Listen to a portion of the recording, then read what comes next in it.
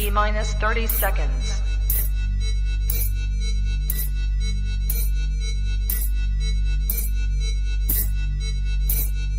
T minus 20 seconds.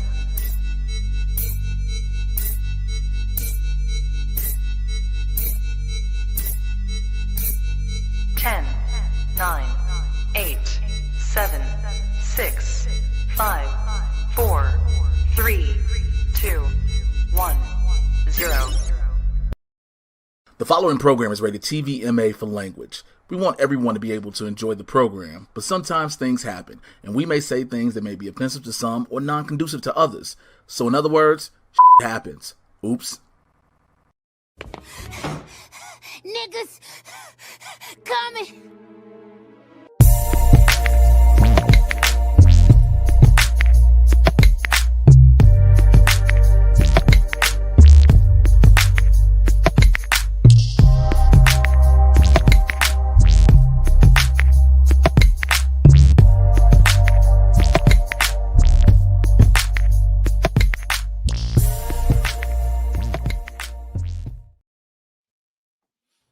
Happy New Year.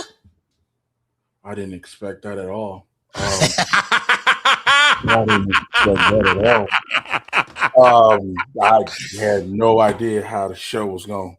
Yeah, I'm lucky we started when we did, because nigga, I was about to put Vaseline on my face because I felt dry and I didn't want to be around this motherfucker like somebody's auntie. That's how you start 2026 Blerds, motherfucker. Welcome to a new year, damn it! But it's another episode of Blerds in the Hood. I am your resident supervillain, Mr. Jay Washington. I'm the Swaggy Blerd Winston A. Marshall. I'll go. Just ask me the question. Let's just jump right into it because I'm gonna just do it. A nigga moment. Man. Nigga. My nigga. What you been doing? The reason, hold on. Here we go. I got it. So the reason we had promised you that after the Family Feud last Wednesday that we were going to go live. And unfortunately, the way that I have been doing, what I've been dealing with so far is that my dad ended up getting hurt pretty bad. We were dealing with some hospital shit, and there was like I didn't know if I was going to have to go right back to Texas type shit. There was a lot kind of happening. So as we were kind of prepping for something, Jay was like, hey, I've kind of got this opportunity. What time are you thinking of doing the show? And I was like, bro, I can't. Like, my dad is in the hospital. I may not even be in town momentarily. So I do want to apologize that we promised you a live show and I just couldn't get it done. It doesn't help that now my mom caught whatever that new flu is, and it has caused her to have to go to the hospital and then run tests on her to make sure she's okay. So I've been catching it on both ends with my God damn it, Jay. With both of their health. And that obviously being like anybody's worst nightmare to lose a parent, not that we were going that far. But for both of their health to instantly in the new year be like a thing has been awful.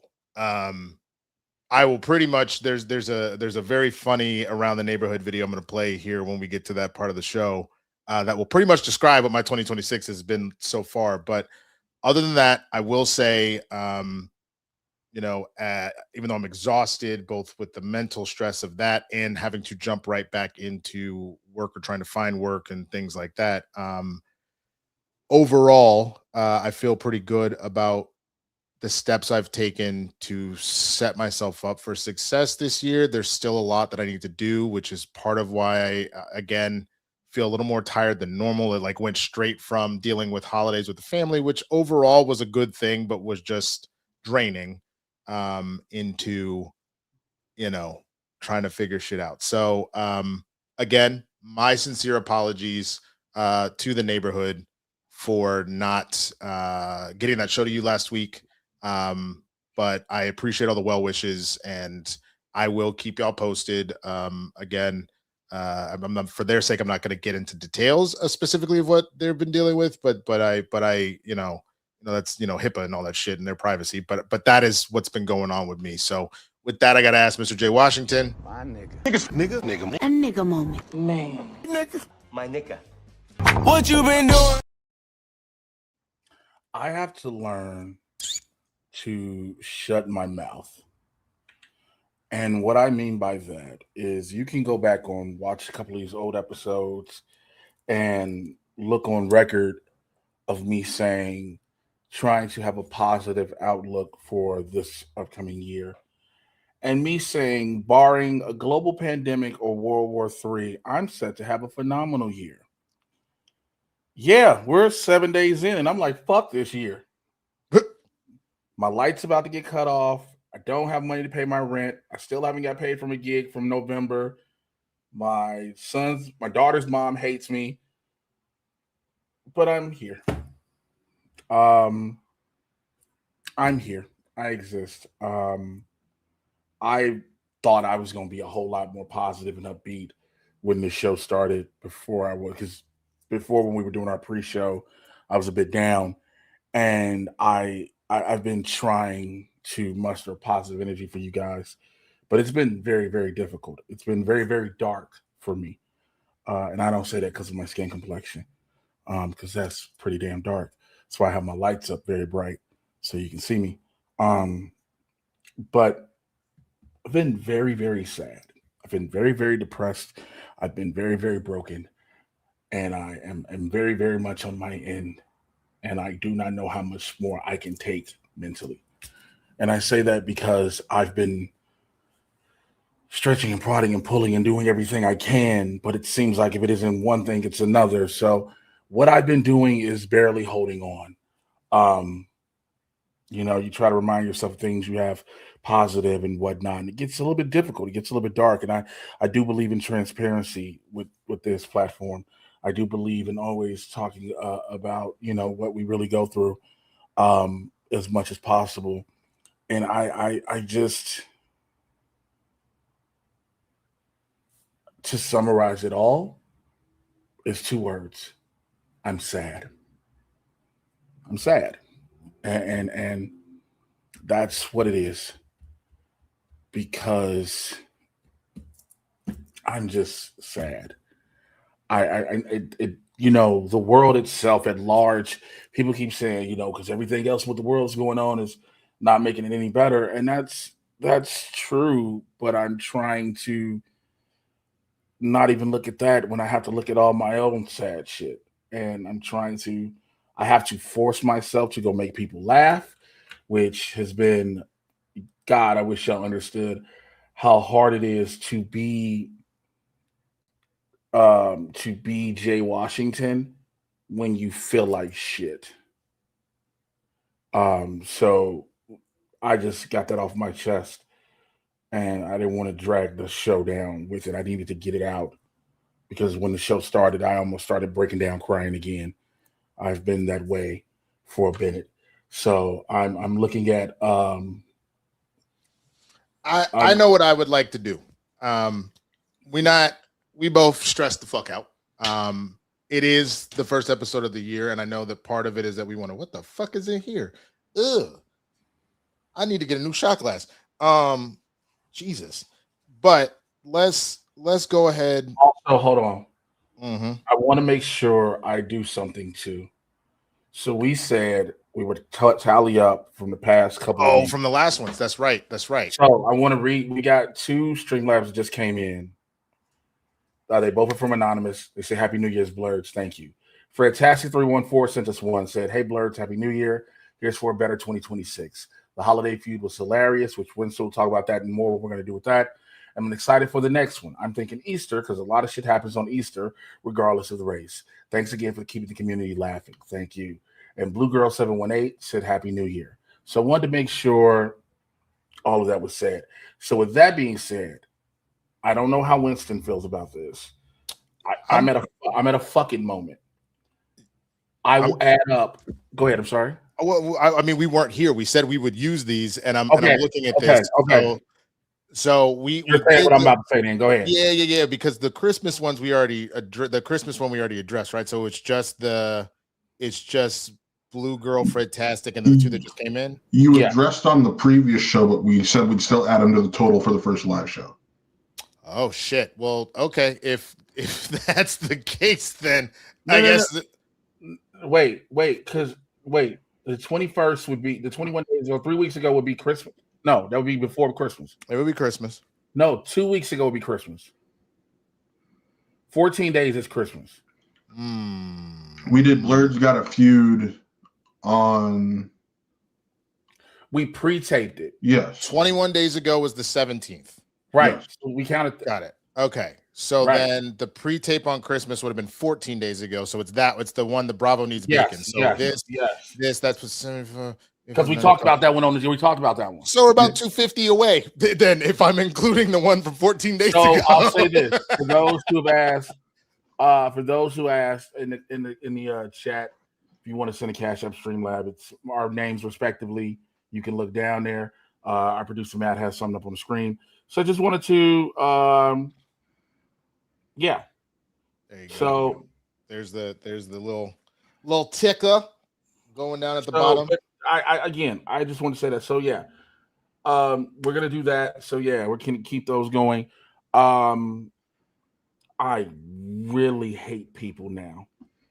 You ever hold a date for something? Somebody like, yo, you need to hold this date. This is gonna happen, blah, blah, blah, blah. And then you tell everybody else that asked you to do certain shit on a certain date, that same date. No, I can't. I'm already booked for something. And now you find out rock stars are the worst people with schedules. Ugh. Like musicians? Yes. So I did a sketch of a sketch comedy show. Yeah, you were telling me that. Oh no! Stream it. We're supposed to premiere it next week, but now, it's not happening now. No, I'll let you guys handle it. Go ahead, say what you're gonna say. I'm sorry. No, you good. I just had to get that out. I will say this. It's officially. I will say this.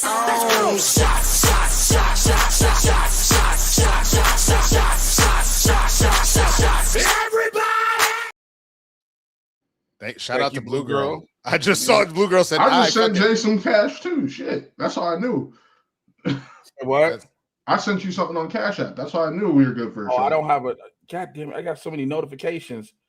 Oh, woe is me. People love me. They're sending me things. No, I have emails. And by the way,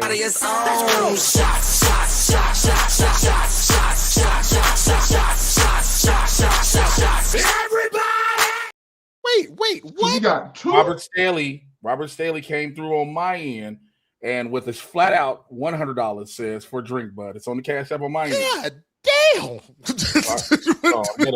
nigga, I don't even. All right, I got to do some fucking math. Ugh. So fucking math. I sent Jay 5. So 30, 150s, big ass titties. You know what? Fuck this. You know what? We got two essentially. Hold on. Sure. No, I know. I'll do the rest of the math. I'm gonna do something. Oh, he's gonna open the motherfucking Lord. Oh no. Oh no. Oh no. Jay, don't do it. Please, Jay, no. We love you. Don't do it. Don't do it. Don't do it. Jesus Christ. Okay. Y'all see I cracked the bottle open. Bottle had not been opened. That's nuts. Oh, God. Okay. So Okay. You said you've already had a bad year. Why are you trying to start it off with this?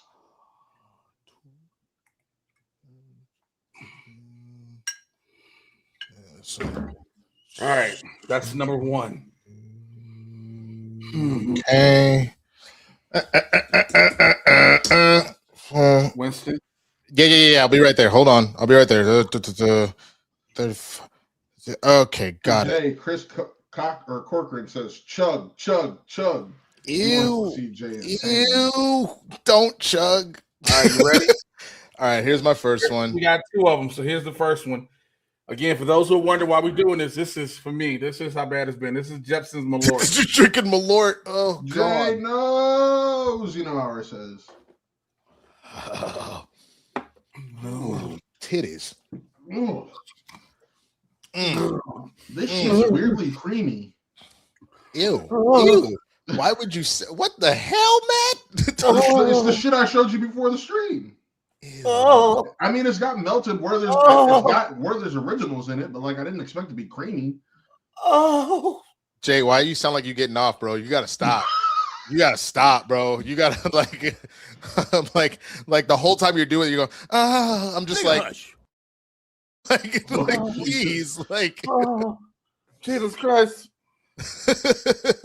Ain't no way. Ain't no fucking way. So can we say at 500 it becomes a Blerds After Dark? Oh, sure. At 500, so $300 more and it goes off the rails. That's hilarious. Hold on. Oh, the second one. Yeah, okay. Here you go. I'm gonna be tipsy at my workout. Hit the back of the throat. Oh God! Eric Kirby says, "Damn, Jay already drinking to a Chicago Bears loss." Oh my God, dude! Every time Jay goes, I'm just like, yeah, no. It's just like, for the love of God, like, bro, just. You need to leave. Just like, Where's Kamala at? Where's Kamala at when you need her? With shit in the extras talking about, oh my God. Do not come. Do not come. Oh, you really going through it, bro. That Malort. I've made a huge mistake. I have never done two back to back. Oh. No. Hey.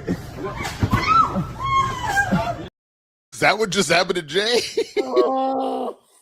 Okay. All right. While Jay is out here dying, I am gonna lighten the mood just a little bit, man. I'm gonna throw. We're gonna go around the neighborhood. Straight out the gate, I gotta give credit. This is Jay found this one, and I didn't realize it right before we started the show. And I happened to open a video he sent me, so he's seen this. But for the neighborhood, this is now the anthem of 2026, right here. Titties, just show them titties, titties, just show them titties, titties, just show them titties, titties, just show them titties, this my favorite part on your butt, just show them titties, titties, just show them titties, what size, what size, what size, what size, okay, come on, what size, what size, what size, what size, okay, come on. Just show them titties, titties, just show them titties, titties, just show them titties, titties, just show them titties, titties, just show them titties. This my favorite part on your butt. Just show them titties, your butt, just show them titties. Notorious Judge. I just wanna hug her. Notorious Judge. I just wanna hug her. Just show them titties, titties. Just show them titties, titties. Just show them titties, titties. Just show them titties, titties. Just show them titties, titties. Just show them titties, titties. Just show them titties, titties. Just show them titties, titties. Them titties. Hey, thank you for bringing that into my life, Jay. That genuinely just put a smile on my face. You're welcome. That's a good point. You are kind of the sounds you're making. Definitely sound like you out here getting. For the record, my porno sound amazing. I didn't need that for the record. I would have been fine never having the record corrected. I'm going to be honest with you. Before I go to the next one, really quick, let's go ahead and get the poll out of the way for the Reddit stories. So let me go ahead and give you the titles here. And same as last year, I'm going to give you the titles. The poll will come up. The top two winners will be the two that we read at the end of the day. First one, am I the asshole for telling my wife's friend I don't have to see her in the classroom to know she's a horrible teacher? Am I the asshole for wanting a three-way? Am I the asshole for saving up all the food my wife thinks is fine for me to eat for when her family comes to visit? Or am I the asshole for firing someone because they used AI? So there you go.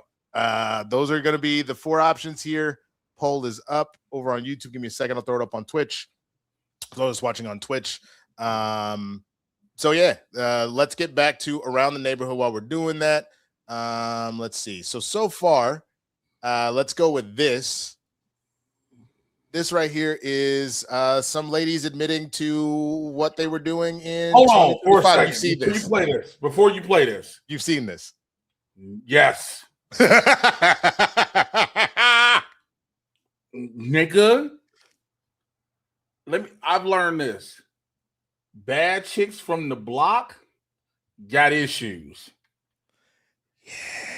And you'll know why, for those who are like from the hood or whatever, or hood adjacent, you'll know why when I'm just gonna play it because the Lord's still hitting you clearly. I became an alcoholic and got kicked out of school. I stayed with a nigga after he cheated on me in jail. I had an abortion this year. I talked to 3 niggas in jail. I gave a nigga my passwords and stuff. I went to jail. I had 3 niggas this year. I had a nigga down in jail. I had a nigga with my car. I lost my Loewe shades in Aruba. New shades. I was drinking pregnant, but I didn't know. I pulled up to my nigga side bitch house, beat his ass, then went to work a 12-hour shift. All them 3 niggas had a key to the house. I got out of jail and got a DUI 2 weeks later. Okay, 2 things. 2 things. Yeah. Number 1, I guarantee you they all got, some of them at least got some great sex. Like, at least 2 of them. But also,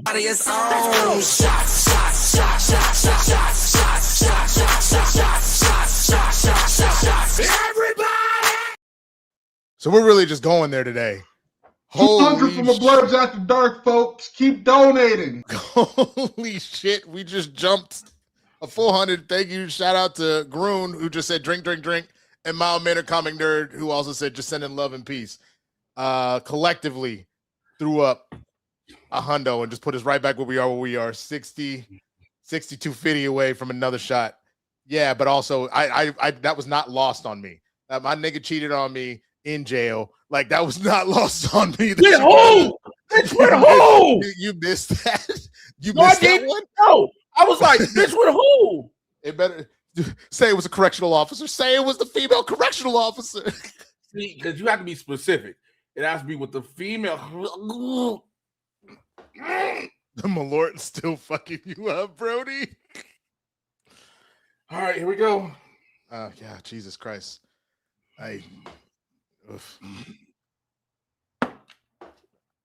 Ooh. I said, ooh. Ooh, shit. Okay, well, let's keep it moving. Obviously, y'all have heard about the Maduro kidnapping, essentially, and trying to triumph for crimes here in America. This individual kind of laid it out exactly how every black person I know feels about the situation. Oh my God, America, what if we came and did that to you? What if we came and took your... Come get him. Come get this. Please. Please. Please. Oh, Jesus. I wrote a post on Facebook, and I wrote this. Hold on. I said, Dear Venezuela, since we did yours, you would be totally in the right to get ours. He will be at either 1600 Pennsylvania Avenue, Washington, D.C., or 1100 South Ocean Boulevard, Palm Beach, Florida. On behalf of all of us with common sense, go to both at the same time. We didn't want to talk about it. We initially were talking about having it as a regular as a story. We're gonna push it. There was another political story we wanted to talk about, also, and we'll get to that. It's we know what it is. We've talked about it on this show. You know, when we talked about the season of the tankers and how Venezuela sits on oil, et cetera, and now we're back in 2003. You know, it's weird. The United States keeps jumping backwards. We keep going from 1940, 1950. Now we're 2003. What's next? Because it's all over again. And so that's why we really didn't talk it. But again, you know, we've had laughs and jokes, and it's always funny when you see MAGA idiots going, Well, how would you feel if they came in and stole President Donald Trump? Like he said, everybody be like, Please. please. Please. Let me tell you something. If you told me a foreign military was going to take the dude who's called the president, I would be outside like a dude at the airport waving in planes. The niggas this way. With Soul Plane, where you fucking dancing while you doing it. Hey, well, Jay, I felt like this video perfectly sums up how our 2026 has been going so far. So check this out. Oh wow, it's so close. The hyena's bold. What's it doing? Is it? Oh, Got him. It's covered. He's running. I didn't see that coming. Nature, man.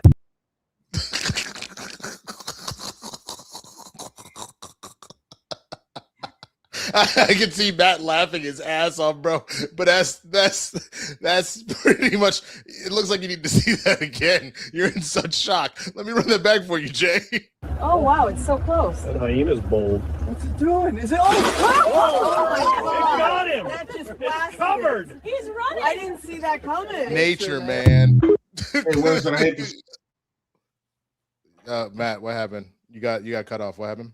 It says AI generated in the video. It probably does, but even if it isn't, I think that's still accurate as far as like what's going on. Because like I'll be honest with you, the way that it's clear that was AI in the sense that the way that they Talk. so quickly were talking on top of each other did not feel like a regular conversation. It felt like a bad edit job, honestly. But I will say something about this. This video for me, I like to observe it in the whole complexities of the world. This video is what I consider a parallel to society. How hear me out. How when you want to go, fellas, you find an ass and you want to put your face in that ass and you are unsure about said ass, that ass releases on you. That ass that we're dealing with now in the literal sense is America. That ass is releasing on us. And we didn't want that ass. What the?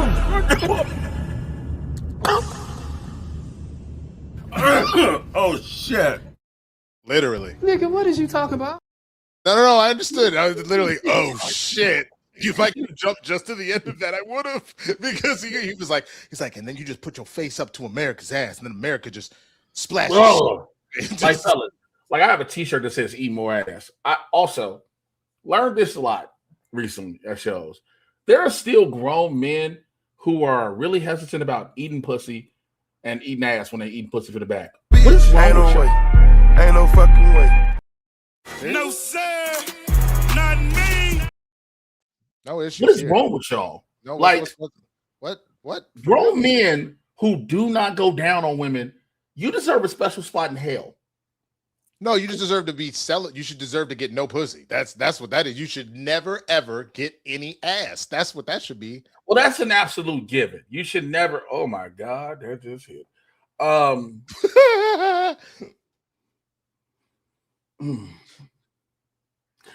I don't want to, because it's gonna turn the Blerds after dark.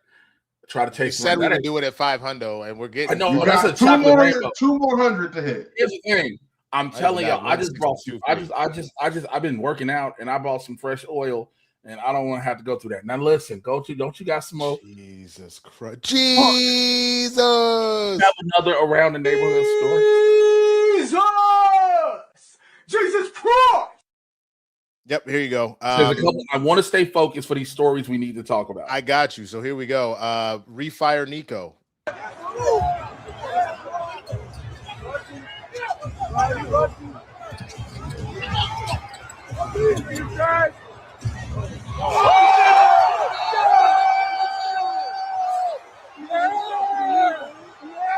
The only shit better about that is the fact that like whatever dude, like I can't tell if they're playing in Minnesota. Who that is? Is that New Orleans? I think that's New Orleans. That's New Orleans. Someone yelled.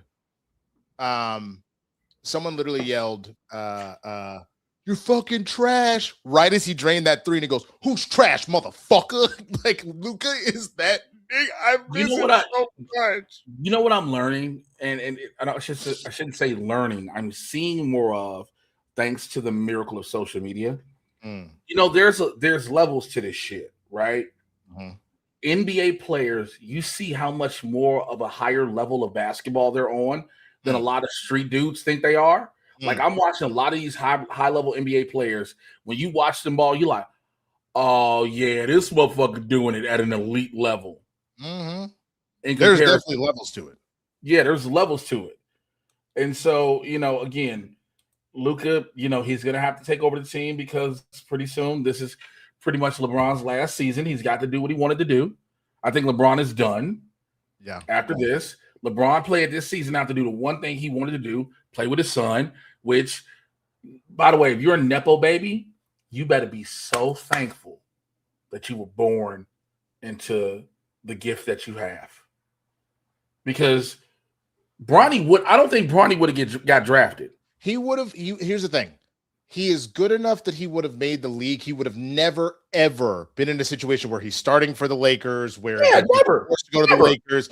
I think he would have been good enough to make it, but he would have been like the 14th, 15th man on teams his whole career. Yeah, I don't think Bronny goes 55 at all. No.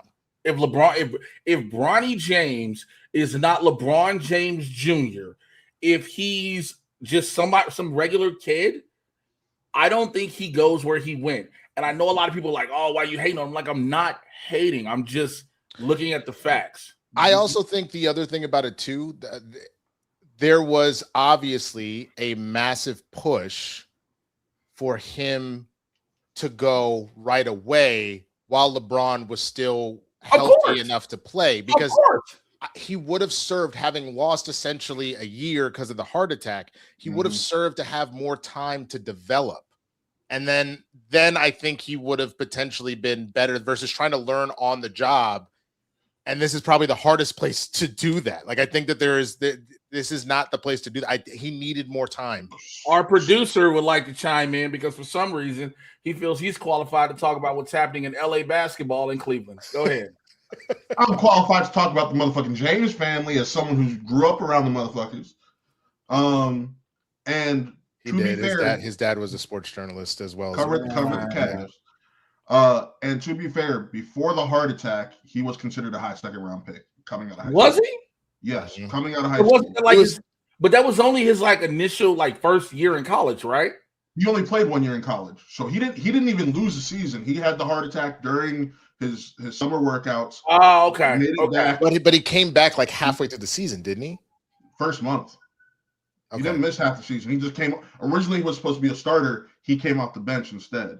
And the heart attack, and they say it takes you about a year or two to get back in rhythm after something like that. And you've seen the flashes of he's getting there, but yeah, he just after the heart attack, he would have been better served staying off. Yeah, I'm not denying that he doesn't make the league, and we can move on. I'm not denying he doesn't make the league. I'm just saying if he's not who he is, whose child he is, he doesn't go when he went. It's fair. That's all I'm saying. That's fair. I mean, his position in the draft, again, he may have had a Steph Curry position in the draft. Look, Steph Curry was an extremely low position in the draft. People barely wanted him on the team. He becomes the greatest three-point shooter of all time. I think it was a lottery pick. That's not a fair comparison. Can we go to the next subject? I'm drinking. Yeah, we can go to the next video, which here we go. Oh my God, he cleared his throat on that. All right.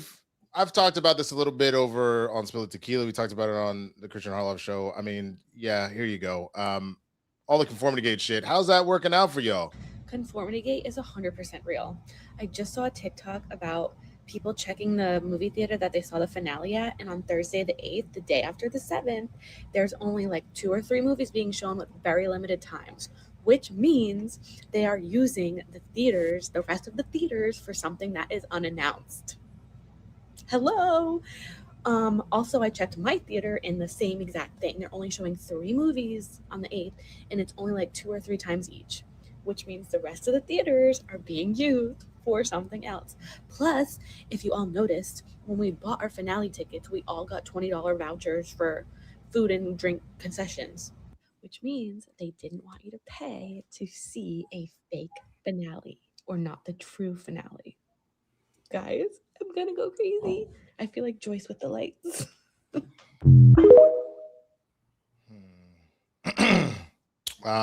Wasn't a lotto pick. He was 7th. I don't consider that a lotto pick per se. Lotto is like top 3. I mean, yes, technically within the lotto, but come on now.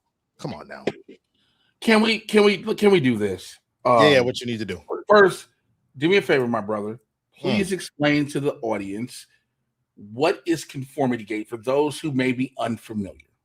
Yeah, absolutely. So conformity gate specifically is you can tell me that's fine. So Stranger Things ended last week. They had put out their series finale. A lot of people felt some way or another about it, one way or the other. Some people liked it, a lot of people didn't. Ultimately, what people have done is they've gone and looked at the final episode, the final few episodes, and they've looked at a bunch of like what they're calling as like clues or Easter eggs or breadcrumb trails of here's all the proof that this is actually not the real finale, that there's a whole extra episode that's coming one way or the other. They have everything from like the binders they put on the shelf at the end, read out X a lie, trying to imply that this is a lie. You have that like at the graduation, they're all wearing orange, which wasn't the original colors of the school. So that was supposed to be that they're in prison jumpsuits because they're actually prisoners of Vecna. You have the fact that they're trying to say that, oh, everybody was sitting in a particular way. So they are sitting the way that Henry used to sit. And so all of that, like all of this that they're calling evidence that this is not the real finale of Stranger Things, I call bullshit. Now, I said this before. If it's something that's real and it comes out cool, good for you, y'all figured it out, whatever. But the way that people have specifically been talking about it and the way that they have been reacting when people are like, yeah, I don't think that's a thing, reads the same way that like Snyder Cut bros were. And I really need y'all motherfuckers to go touch some grass. Yeah, go for it, Jay. Hi. Hey, Matt. Do me a favor, my brother. Yes, I agree with that with El Boogie. If I'm a theater, I'm marketing that ish so I can make sure I get people in seats. Number 1, that's correct. You can take that down. Number 2, play the music. You all really believe you can turn it down some. I want to make sure people hear me clearly. Turn it down. Thank you. You all do realize that the story that the Duffer Brothers started ended. It is done. The internet has this bad habit of creating scenarios for itself, then getting upset when the scenarios don't play out. Millie Bobby Brown is full on promoting her lingerie pajama line. 11 is done.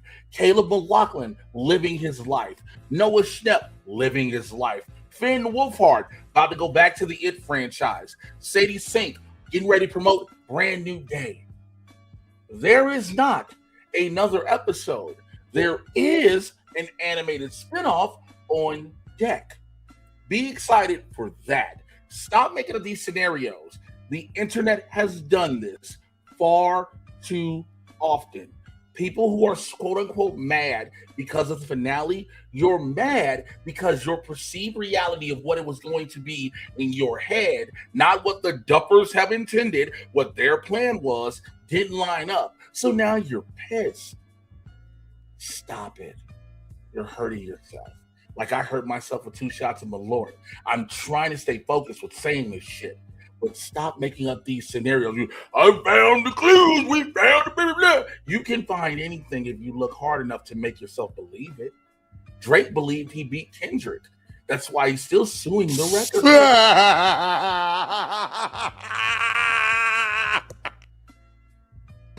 Nigga, that might be the funniest shit you've ever said. That Jenny might be the funniest shit you've ever said. Oh, cut the music, man. We got just 1 or 2 more around the neighborhoods real quick. This just because everybody has been clamoring that this might actually already be the clip of 2026. For those that don't watch Nightcap, this happened the other day with Ocho Cinco. You never been to Charlotte. Who ain't never been to Charlotte? You. What you talking about, man? I've been to Charlotte Motor Speedway. Matter of fact, I used to date a girl in Charlotte. Yeah, never forget, 2003. I wonder how she doing. I don't know. Yeah, I wonder how she doing. Yeah, in Charlotte. I've been to Charlotte. I've been to Charlotte twice. I've been to Raleigh. I've been to Raleigh twice. You mean Raleigh? Raleigh. Oh, okay. Close enough. That's how you say it. How you say it again? Raleigh. You for real? Yeah. But it's spelled R-A-L-E-I-G-H. Raleigh. That's Raleigh. Close enough. You never been to Charlotte.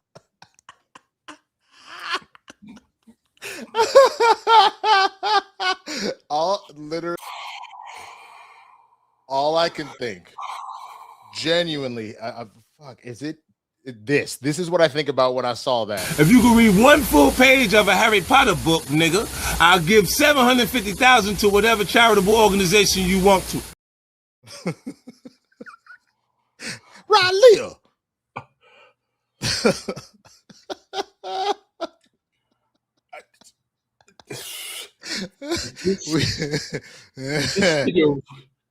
This nigga said he dated a woman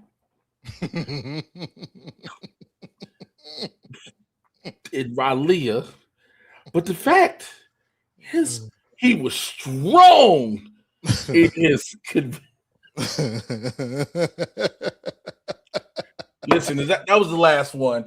Streamlabs.com/blerdsinthehood/tip. There was something they said would happen at a certain amount. Jesus. All right. I gotta focus on this one because this is real. It's some real shit. All right. If you can't do Streamlabs, of course, the Cash App and Venmos, the respective addresses are below. Please make sure you check that out. All right. This one is going to be a very serious note. I need you all to understand that. I want to make sure before I say anything, we are going to talk about something that is very serious. We talk about a lot of topics on this show. I want to make sure I pull up something on my end as well. Please give me 1 second. But I want to know this one is a developing story as we go along, okay? There was a woman who was fatally shot earlier today by ICE agents in Minneapolis, Minnesota. She's been identified as 37-year-old Renee Nicole Good, okay? Now, the thing that has happened, she was shot after, there's been an uprise since a YouTuber sparked a bullshit controversy with daycares within the Somali neighborhoods in Minnesota. I want to make this clear. You can go back to me, Matt. Thank you. I want you all to understand how all this started. Nick, whatever his name is, did a quote-unquote expose talking about, oh, man, these Somali daycares are caught committing fraud and stealing money. Here is the issue. That was a situation that actually happened almost a decade ago in Minneapolis. It has been investigated. There was coverage about it, everything. The reason why you don't know it as the average American is because it's in Minnie-fucking-Appolis. If you are not in Minneapolis, if you are not in Minnesota, it does not affect you. But because you have these YouTubers who feel they are privileged, they are rightfully privileged, and not privileged, excuse me, they are rightful to just go into places. A young 20-something-year-old white dude felt like he could just go into any daycare with a cell phone camera like, you need to let me in here. You sound like a fucking weirdo. Well, not just that, bro, because they would run up to these places and they go, where are the children? Where are the kids? I need to see the kids. Think about how creepy that would be if, like, you're running a daycare center, right? And a random white man runs up with the camera. Where are the kids? Show me the kids. So because of this, we already have a racist, a pedophile, a rapist, a convicted felon as a president. None of what I'm saying is hearsay. None of what I'm saying is false. These are all documented. And you're like, well, how can you document if he for sure he's a pedophile and a rapist, Jay? He owes one woman $80-something million after being proven liable in a court. How do you know he's a pedophile? Blah, blah, blah. His own words have said it. His actions have said it. The photos, and there's a reason. Think about it. He ran on this campaign of, I'm going to release all list of the Epstein files so we can get all these blah, blah, blah, blahs, because he thought it was all Democrats. And then they told him, hey, bro, you all threw these bitches. And so now the Epstein files look like more black squares than a fake liberal during the Black Lives Matter protest. But I digress. Damn. because of this bullshit rhetoric and these racists and these new little so-called journalists. You're not a fucking journalist. You're a YouTuber. I am tired of giving these people getting these branded labels, acting as if they're doing something, because what you're doing now has brought ICE, again, his personal Gestapo, yes, his personal Gestapo, back into the Somali communities in Minneapolis, and they are torturing these fucking people who are trying. Minneapolis, per capita, holds the largest population of Somalian refugees in the United States. Your president, your racist president, has gone on record and said, oh, they're dirty, they're nasty, their country's disgusting, etc., etc. These people have come to this country to make better lives for themselves. And they are doing that. And again, the small actions of few do not judge the whole. And there are going to be people who say, well, Jay, if you say that, what about MAGA? The small action of few don't justify the whole. All of you bitches are like that. All of you. Because why? You're telling me you openly support a rapist, a pedophile, a con man. But I digress.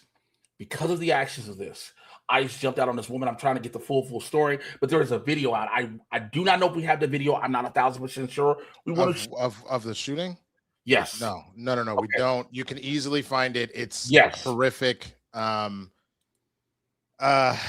this is a picture of her. I got it from here, Jay. So this is a picture of her. Her name specifically, sorry, I got to make sure I get it right, is Renee Nicole Macklin Good.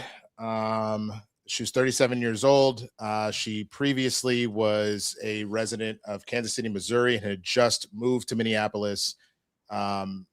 Since then, I think one of the most awful things about it is that court records show that she had previously been married to a Timmy Ray Macklin, and he died in 2023 at the age of 36.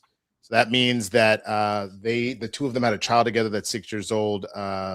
Timmy Ray Macklin Sr. has said that the child has now lost both biological parents. Obviously, hearing all of that, just to know some of the other stuff that went down. She was in the street. She was trying to get out of the way.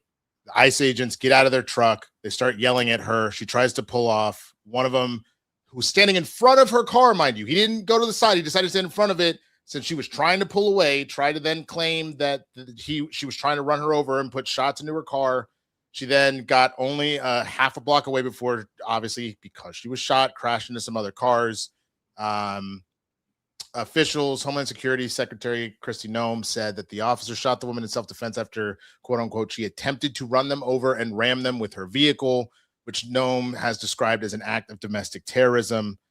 Trump took to social media to criticize the woman, but Minneapolis Mayor Jacob Frey blasted Noem's characterization as garbage and called the federal agents to leave. He actually said, get the fuck out of Minneapolis. That was the mayor that said that. Word.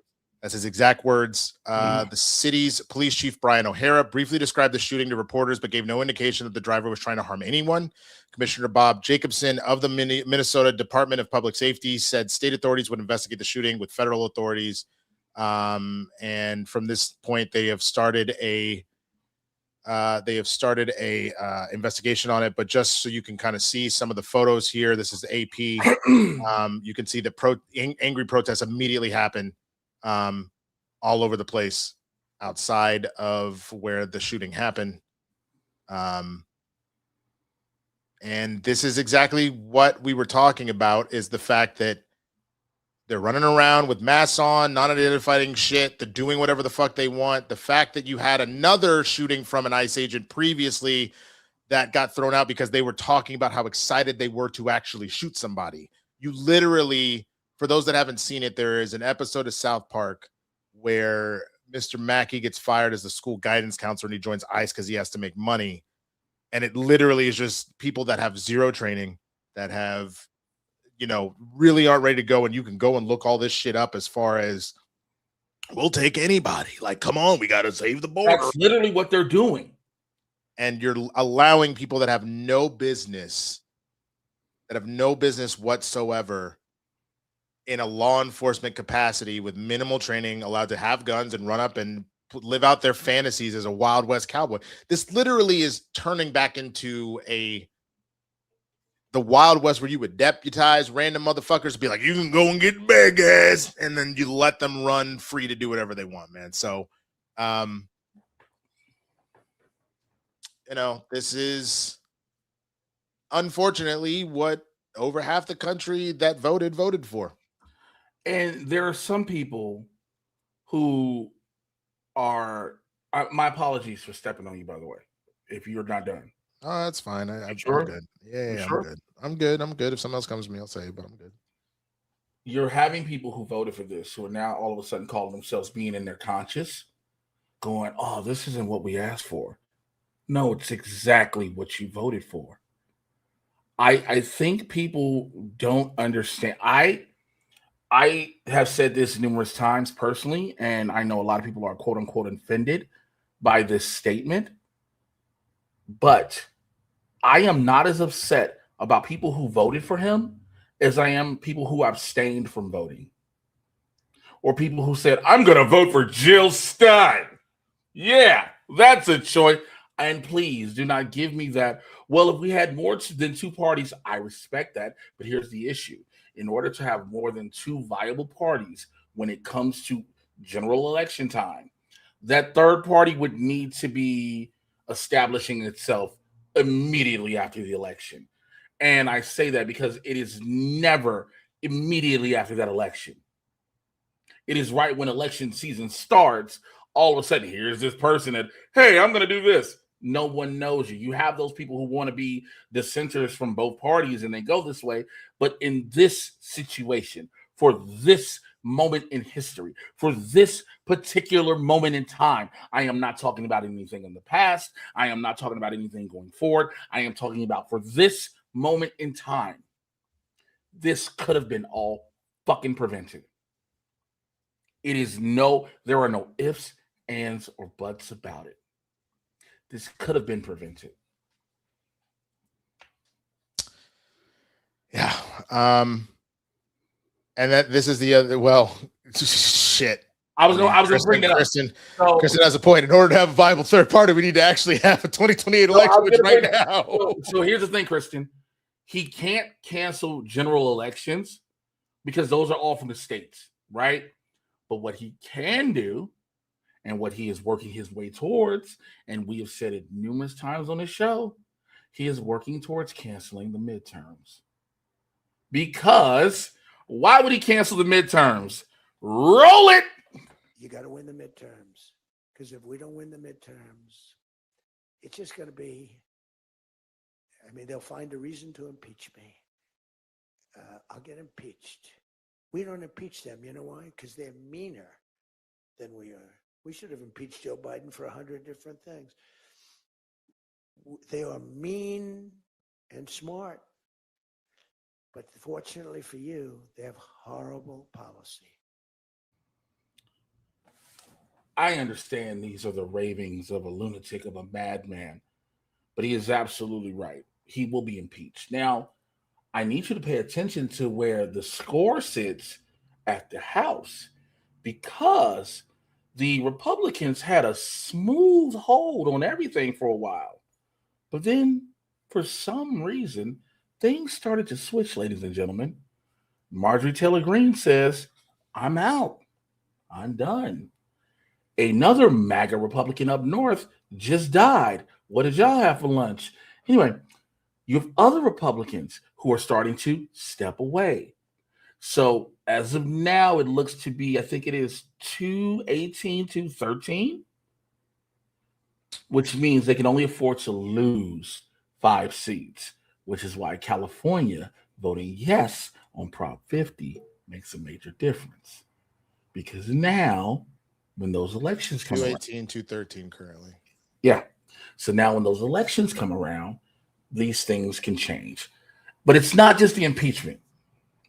It's not just the impeachment. There's a two process to this. In order for a president to be removed, the Senate must vote to convict. In order for the conviction to happen, you need a 2/3 vote in the Senate, which is 66 votes, if I'm not mistaken. I don't know if you have 66 votes. Why? Because there are so many MAGA Republicans who are terrified of his base. They're not terrified of Donald Trump. No, they're terrified of his base. Deal with the devil. I mean, look, I'm a little embarrassed to say that I rewatched all of Scandal in like 3 weeks. Hey, you got to go through hell and high water, and let it be known, I am the hell. I am the hell and the high water. Which the funny thing is, I feel like I was beating Kristen down because I kept being like, baby, you need to watch Scandal. You need to watch Scandal. She's like, I tried it once. I'm not it. Like, I'm good. I don't, whatever. So finally, when I was in Dallas, I randomly put the episode I was on, and she watched it. She goes, shit, I might have to give it another shot. And then when we got back, she started watching it, and she goes, I'm fucking hooked. So I'd be coming home, and I'll be like, what episode you on right now, baby? She's like, well, they just said something about Defiance. I said, Defiance? Oh, like, I just... So I've fully gotten her hooked on that now. But the funny thing is, man, I don't know if a lot of people remember, Shada had talked about how there would be random people on the Hill that would be hella mad because essentially the shit that she was putting in the show would be real things that would be happening on the Hill. Like, not to the T of what is insanely ridiculous with like, you know, all of the murders, but as far as all of the underdealing, all of the backdoor, all of the covering shit up in the media, it's a little too on point with that shit, man. So the fact that I love, because I forgot, you were in the middle of season, 5 or 6, when Hillary and Trump were running. So you ended up having Hollis Doyle being Trump, and he was doing all sorts of ridiculous shit, like putting, like, at one point, as he was showing he was pro-gun, he would take his AR and wrap bacon in foil around the gun and shoot. He goes, down home cookie. Like, because he was supposed to be like a Southern version of Donald Trump that was an oil man instead of a real estate fraud. So it was just, I if you really want to know, like, I'm obviously not, there's more to it than that, but if you would like to get an inkling of what shit be like in Washington, they did a really good job at Scandal, goddammit. They did a really damn good job, man. I think, again, art imitates life and vice versa, but I'm, you know, I don't want us to stay on all this too long because, again, we don't want to stay too heavy in the political spectrum. We want to make sure that we do, here on Blerds in the Hood, one of the things that Winston and myself do is that we do educate you guys. I've always said this. There will not be a subject in which the two of us will discuss that has heavy political or heavy undertones in general that we will not make sure we are well versed on, well educated on, and well read up on. We will not ever come on air to you guys with something that has major life implications for any section of the demographic of the neighborhood, from the male demographic to the female demographic to our trans brothers and sisters, et cetera, et cetera. We want to make sure all that we speak to, we know what we're talking about. So thank you for indulging us on that. I want to say that. Absolutely. Streamlabs.com/blerdsinthehood/tip. Streamlabs.com/blerdsinthehood/tip if you'd like to donate to the show. You can also use Venmo or Cash App. You can see it scrolling at the bottom where you can go and do that. I'm going to go ahead and announce this right now, and we'll keep it pushing to the next story. The two winners of what we will read later tonight, we have Am I the Asshole for wanting a three-way, and Am I the Asshole for telling my wife's friend I don't need to see her in the classroom to know she's a horrible teacher. So those will be the two stories that we read. Hey, I love y'all here on the neighborhood. I appreciate every last one of y'all. By the way, if you're watching this now, please hit the like button. Thank you for those of us who have us playing on your TV while you're cooking, doing whatever with the family. If you're watching on the replay, hit that. Also, hit the like button. But y'all pick the weird ones sometimes. I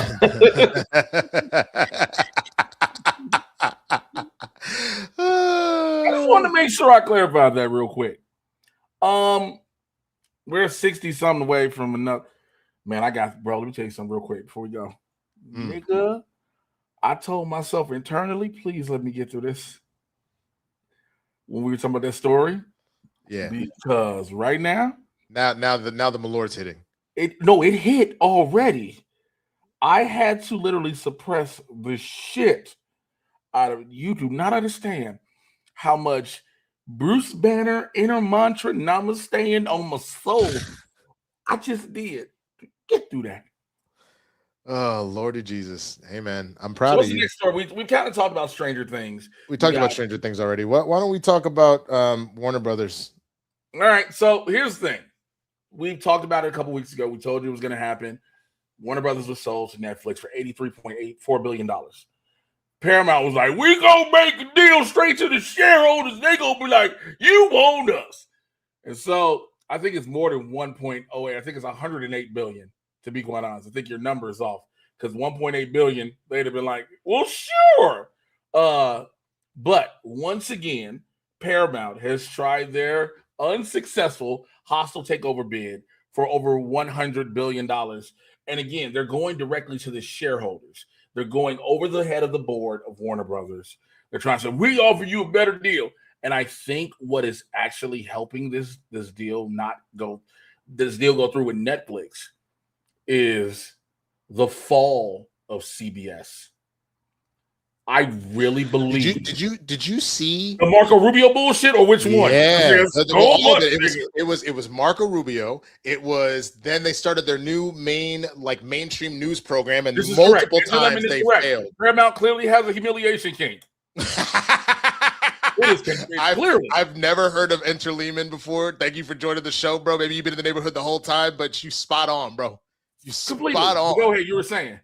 Well, you had as we mentioned, you had the Erica Kirk interview that bombed. Erica Kirk interview that bombed. You had the Marco Rubio, like, he has all the jobs. Look at all the jobs Marco has. He's just so great. You had their new mainstream news show that had someone straight up asked, yo, who is running that show? Because homie goes, our next story is going to be. Oh, so we're not doing that? We're not doing that one. So then we're going to do Maduro. We're not doing Maduro. It's day one, guys. It's day one. It's day one. This happens. Okay, so the Hungarian, nope, not that one. Okay, we're not doing that one. So which one are we doing? It is pretty pathetic watching all of that happen. And you're literally watching CBS News that was. Come out. Read it. I see it, bro. Not cold BS news. God damn. Damn. So it's just one of those things, man, that again, at this point, the Ellisons and Paramount and Skydance are essentially that, ladies, I'm sure you know about this, that dude in the club that you've already said no to 2 times. And this nigga has now followed you around the club and is making kind of like subtle threats while he's doing it. And he'd be like, and then you see him, you're like, fine, I finally got away from him. You try to walk back to your table and he's trying to talk to your homegirls to be like, just, yo, let her know I'm a good dude. Like, I'm not that problem. And they were like, nigga, get away from her. Like, they will not let up. And it's kind of gross. This is the same. Go ahead. You got it. Dude, look at what I sent in the private chat. That's why I tried to get you to stop.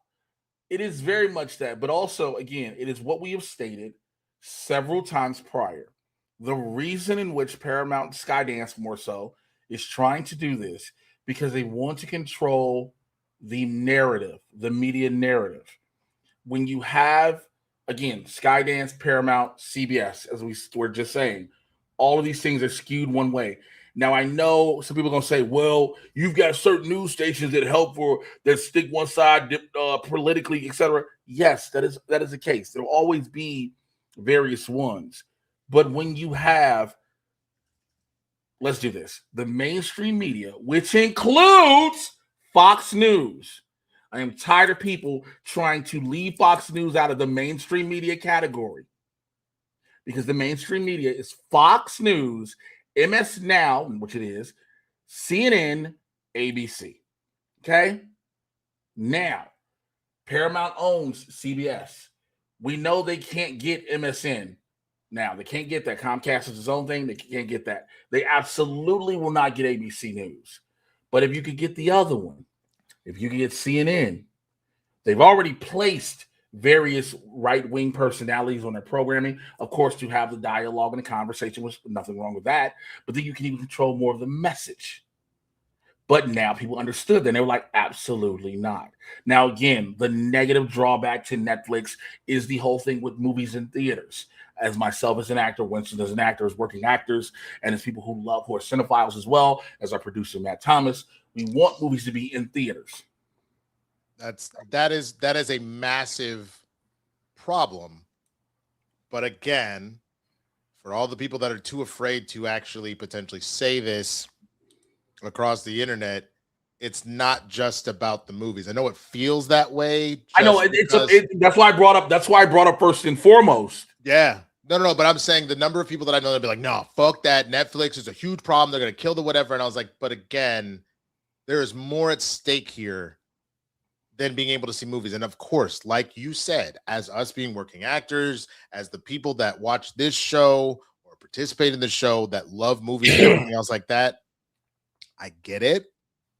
But I think having a state-run media where you have taken both CBS News and CNN, you've already seen how fast Barry Weiss being in charge has already made that a dumpster fire. It is a hollow shell of itself already. It is insane how much that has gone off the cliff. So it is way worse. And again, I'm fortunate enough to have heard some information. CBS was already kind of on the downward slope, excuse me, when it came to like ratings, whatever. But this has just tanked them. No one counts. You know, people are like, what about Newsmax and OAN? They just exist. They exist and they have their followers in the same way that you have anybody on following a Rogan, following a Candace Owens, whatever. They have their whole platform that they're doing, but they're not out in these streets like the way that even as much as people love to shit on CNN, for example, CNN still pulls in millions upon millions of views. They still get rated like crazy, like crazy. And I want to make sure, you know, again, because that's part of this Warner Brothers deal and this Warner Brothers Netflix deal. I want people to understand it is not about politically one side or another. It is about ensuring you don't have state-run media. That's it. That is the thing. Because if you go back and look at the playbook in Nazi Germany, it's been step by step by step of trying to blame a particular group. Have y'all not seen the bullshit the White House has put up on its website, nigga? You saw what they did about J6, right? Oh my fucking God. How do we end up back on political conversation? That's the shitty part, is that it's all tied together, unfortunately. And you know what? I'm glad that happened because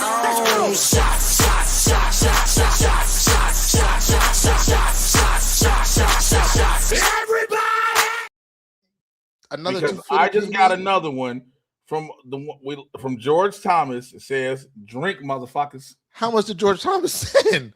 George sent a hot dub, and we appreciate you. Wait a minute. So we're still 250 away from another one? Wait, he says 20.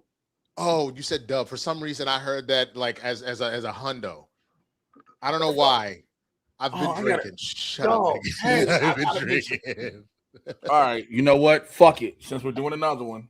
Hey, y'all, we are close to a Blerds After Dark, which means you might get an extended episode. So I'll be on this bitch by myself. I don't give a fuck. Winston's gonna be too drunk to go work out. Get these motherfuckers drunk. And shout out to Law. Shout out to Law 707, who also sent in a $60 donation. Thank you so much. You guys are awesome. Hope this helps. That's how we ended up over on the other side of this, man. I mean, listen, it will definitely do a lot. I think here's the thing. I will say, let me. I see that. Appreciate you, George. I'll say this again. Wait a minute. What was that? Akron what? Bring that back up. Beacon Journal. So he runs the paper's YouTube page essentially. Okay. Right, what's it called? I just wanted to see it. Akron Beacon Journal. Okay, that's what's up. Hold on. No, let's screw the top back on. So I'll say this. Everyone who heard me in the who the fuck robbed me of the cheapest violence I could have bought? Kazra set 77.25 Let me finish, please, real quick. I know everybody, and I know what I said, and I thank you guys. You know, again, I don't say everything that I'm going through for sympathy, et cetera, et cetera. I just, I always like to be transparent. And again, this is the only chance I get to say everything without crash. Look, I can't crash out on the internet like I want to anymore. Again, you shouldn't. Here's the thing. Winston and I talked when before we got this show back together. Old me? Oh my God. Nigga, it'd have been all on my Facebook, my Instagram, everything. Here, I can say it. We have fun in the show. This is my third shot of Malort. That sucks to suck, Brody. Cheers. Shouldn't this be your fourth, technically? I did a shot of Jack. Which also, okay. He broke it up. That explains it.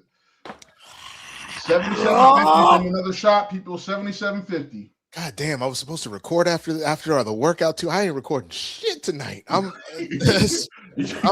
gonna be on Blerds After Dark tonight. That's what's about to happen. Oh, we're gonna have to. This man don't go on Twitter no more. You don't know that? I don't think George knew you were drinking Malort either.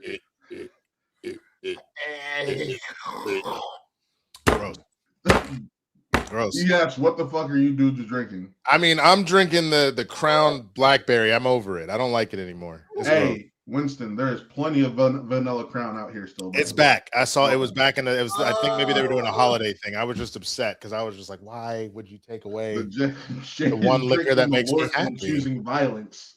So yes. Go ahead, send in that 77.50, folks, and you can see Jay drinking. I think that's bad math, Matt. I'm pretty sure it's 87.50. No, fuck Twitter. Oh yeah, you're right. I added a 5. You're right. It's not 80. It's not 80. It's not 87. It should be 85 because I added 25. Why are you saying this out loud? I ain't saying it loud. I don't know. I'm sorry. I will be right back. Hold the fort just for a second. I'll be right back. So, hi guys. Oh my God, excuse me. Oh, you put a single camera on me. This is probably the worst decision to ever make.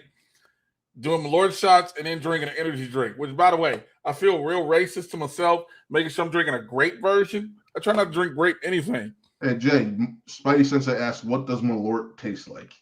Depression and wet dreams. These blerdgasms are something else. They are really weird. I gotta do all this. I'm doing all of this until I get a fucking. Why am I turning a post to Hollywood? Okay, I'm doing all these things until I get a regular gig. I'm gonna be. Here's the funny thing. Have you seen the most recent season of Black Mirror? No, I don't watch it. I'm gonna be honest. Okay, so there's an episode in the first episode of the season where Rashida Jones plays a wife who has a brain tumor or something, and her husband they have to get this the Black Mirror episode. Yeah, it's fantastic. Where she gets the thing in her head to help her, and after a while it gets so expensive she starts having ads. Well, the husband starts doing this random prank shit on the internet to make money. And he started doing crazy shit like drinking piss. I am not drinking no piss. He cut a toe off. He does all these crazy things to make money. I'm not doing all of it. I'm not drinking no piss. I don't like golden showers. I don't like giving them. I don't like receiving them. We're not going to do that. Okay. Now squirt, different story. Squirt is not pee. I stand by that. Let me live my life. It's not. They're definitely different, and not this motherfucker talking about he's like no, but squirt. Chris Corcoran says the audio version of this episode is going to be nothing but thrust noises. There's going to be a lot of that. It's going to be a lot of that. But the minute I said Jay said. But yeah, so that. I thank you all in the neighborhood. I was telling Winston about let me tell you real quick about another. Real quick, I lost my thought. Go to the next story. I think I'm drunk. See, this is what happens. This is what happens when you don't eat enough, and then you come on the show, and folks decide to give generously like it's Christmas. I know what the next story is. Okay. First of all, hold on. 60 Truth said this. A resident supervillain supposed. Can you highlight the resident super? Oh, some folks drink Sydney Sweeney bath water. Hear me out. Okay. Listen to me. Let me say this. I'm not gonna say how I know, why I would know. But I don't even want to know what you're about to say.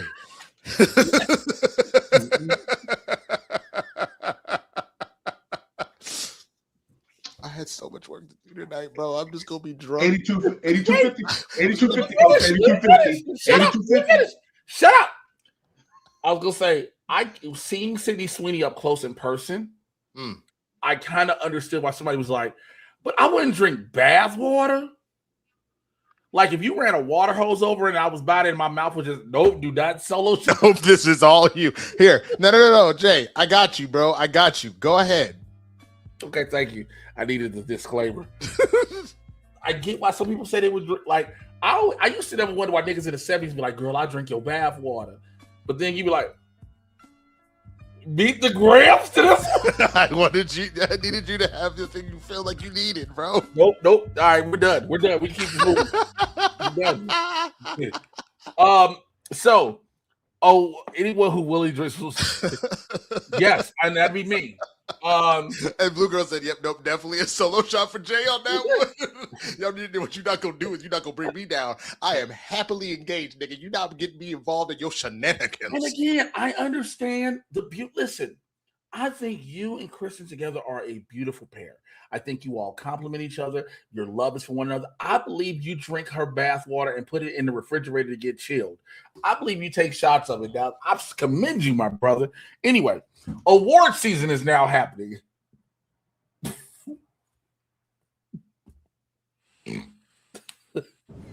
He's out of line, but he's right.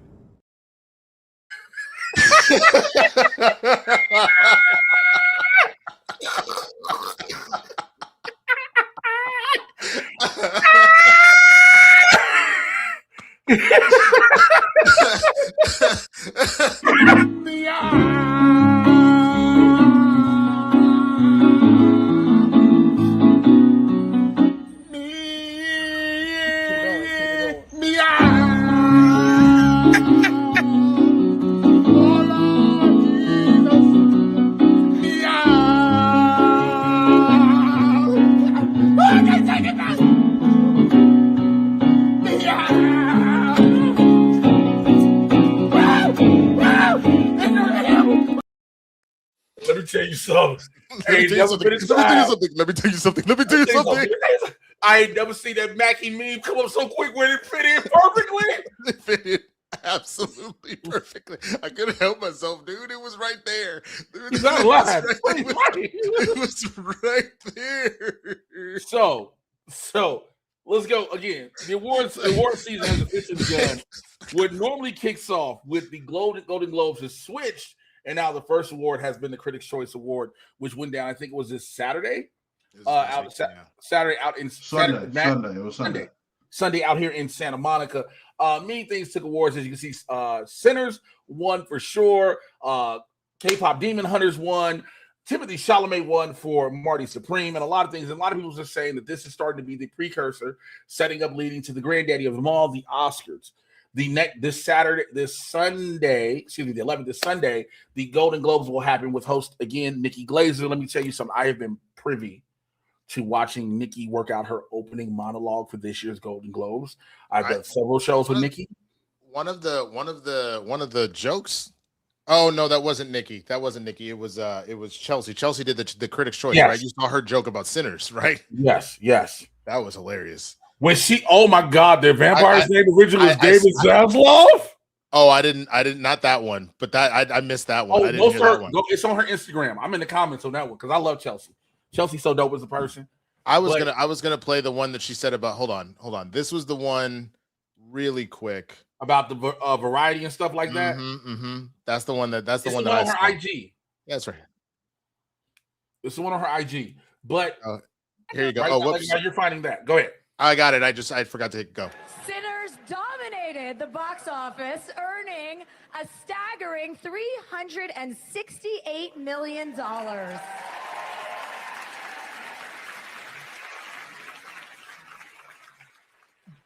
White Hollywood was so shook after seeing the box office numbers. Variety ran the headline, "Do box office numbers really matter?" Jeff Snyder.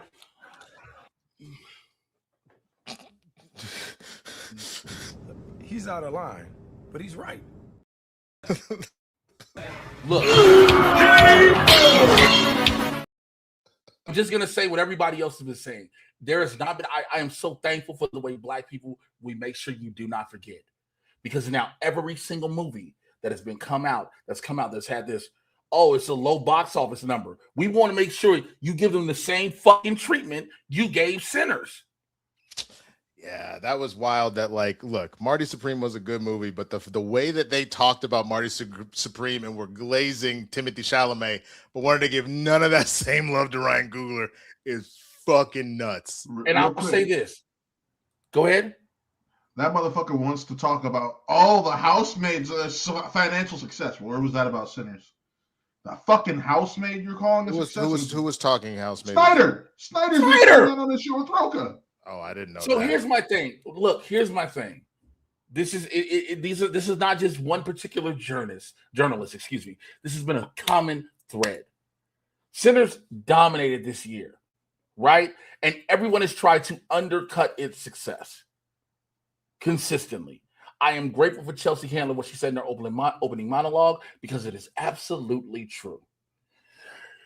You are not wrong. And again, he's going to say he hasn't been. I know he will. No, I treat every movie fair and blah, blah, blah. No one, it has been, it's visible to everyone. There are receipts how every reporter has handled treating Sinners like it's some either A, fluke, B, a flop, or C, a relevant film this year. And that is not the case. And I know people are going to say, oh, you all are just saying it because it's a Black movie. I'm saying it because it is a Black movie and because of what it has done just as much as any other film this year. And because it was a good movie. Like, it was a good movie. There is a level already been called a modern classic. There's a level of, for Black folk, and any folk, honestly, that you're going to ride for your shit. But those of us that are going to be objective, I was very objective about how I thought Brave New World was not good. That Captain America Brave New World, there were too many issues that were going on in it, that Anthony Mackie did a good job, but overall as a movie, it wasn't a good movie. I went to go see that movie to support Captain America, who's a friend. What else does that tell you? I'm a Marvel dude. I am too.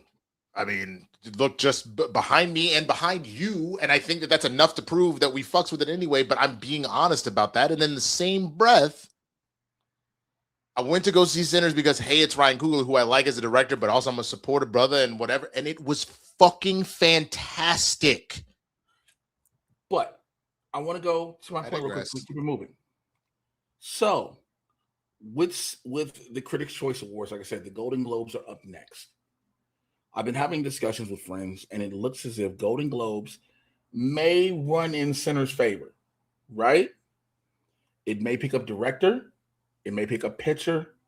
I'm not 100% sure it'll pick up actor, okay? That looks like it's pretty much a given to Timothy Chalamet. Or is Leo nominated? Yeah. Also, by the way, the Actor Awards, which are now formerly the SAG Awards, the nomination just came out today, and I want to say personally to my friend who was nominated for Best Female Actress in the Film, Odessa, congratulations, girl. Oh, dude. But I bring all that up because this all leads, like I said, to the Oscars, right? I'm starting to believe, and I want to know your thoughts. Sinners may run the gamut of the award circuit, right? But I think when it comes to the big boys, that's when it will get snubbed. I think the consolation will be you got everything else, but you won't get this. I think there's a possibility, I was telling you this off air, that Sinners may get, Ryan Coogler may get director for Sinners. But I think we all know, I'll let my either producer or Winston say, because I can't think straight. Sorry, Cal, let me put it up again. King Sport Cal says, what's the goal? Is it Streamlabs? It's whatever it is. It's just 80, right now it's 82 away for the next shot. If we get that, if we hit 500, we said we do an After Dark. So all of a sudden this will take a turn. This will take a complete turn. Long turn. 8250. So let me say, come on, extend that show. So let me say this. Do you believe the Sinners is going to run the gambit for run the gamut, for the majority of the award season cycle. But when it comes to the Oscars, it will be shut out minus director, because I think we all can agree. I don't think he's going to No, it's going to be. I don't think he's going to be one battle after another. I think the only thing that they will win Oscars wise will be screenplay. You'll get original screenplay. Okay. You'll get original Remember, screenplay. casting this year. What? Remember, the casting Oscar got added this year. It'll win casting. Which is fair, and it may, but you could also make the argument that one battle after another may win casting. Like I'm saying, that's a toss. I think the only thing it may win may be original screenplay. I think they're going to get the Get Out treatment, where clearly Get Out was the movie of the year. And what you ended up doing in that regard is you didn't give Jordan director, you didn't give them best picture, you gave them original screenplay, and then that will be like what we gave. It will win score. It will win score probably. It will win score. Song is gonna go to Golden. Golden from K-pop Demon Hunters is getting that one. Yeah, no. It's not gonna win song. It may win score, but that's the thing. It's Ludwig Göransson. But scoring, there was a lot of really good scored films this year. That's the other thing. I think that Ludwig, because of his pedigree, may sneak that out. Right. Because he's already won, 3, I believe? 2. He has Black Panther, Black He won both Black. He won, I want to say both Black, but let me just pull and he won Oppenheimer. Oppenheimer, that's what it was. Oppenheimer. Real quick, Winston, you got to fix the number on the screen. Well, just take it down and then just send that in the private chat, Matt. I don't know where it is. That's what's wrong. It's in banners. I'll take it off. Okay, there you go. All right. So listen again. Let's keep this discussion going. What you were saying. Someone in the chat just said a good thing about. They think Princess Doll said this again. She believes that Paul Thomas Anderson will probably get director and Ryan Coogler will get screenplay, and that kind of lends to what you're saying, Winston. But the only thing I will say to counter that is, again, no, because Paul Thomas Anderson is probably going to get director and adapted screenplay, and Coogler's going to get original screenplay. Yes, I'm saying. One battle after another is an adapted screenplay. I think Sinners, unfortunately, is going to get iced out, even though it really shouldn't. It's going to feel very a la. Even though the only real thing Wakanda Forever was up for was Angela Bassett, I think you're going to see that kind of scenario where then it's like a couple months later, it'll be, here's your career achievement award. You know what I'm saying? And versus I agree. I think Angela, we'll always go back to the year, and I still will say that Angela Bassett was better than Jamie Lee Curtis and everything. And so was Stephanie. Stephanie was also better. And Stephanie Sue was better than Jamie Lee Curtis. And it's not to say Jamie didn't do a good job. She did a fantastic job. But compared to the other people in the category, that was not it. And it truly felt the same way that, in my opinion, Leo was not it for The Revenant. Say it louder, please. But it was Leo. And they hit multiple times where he should have probably won. They didn't give it to him. That was more of a damn here. Or here's your career achievement Oscar that we finally gave you. They essentially did it to Spike as well. Yes. And the sad thing is it still wasn't for director. And it's not to say that the writing on BlacKkKlansman wasn't fantastic. It was, but Spike had clearly earned his directing Oscar multiple times with other movies, and it just didn't happen. And I think it needs to be said, and again, I'm trying to make sure I say this clearly. I think it needs to be stated that with certain talent, with talent, not to say that, damn, we haven't given them one. We need to finally give them one. That is not saying it is a consolation prize or a participation trophy in a sense. It is these people in the time they've gotten it, they probably should have gotten it a year prior or so. Mm-hmm. And I understand when you're looking at the field, when these nominations do come out, you're like, damn, who could it go to? But a lot of times you have those who are clear-cut front runners and winners. They are iced out. And listen, there's going to be a bunch of discussion when these nominations drop. There are 9 for Best Picture. We know it's going to be real quick.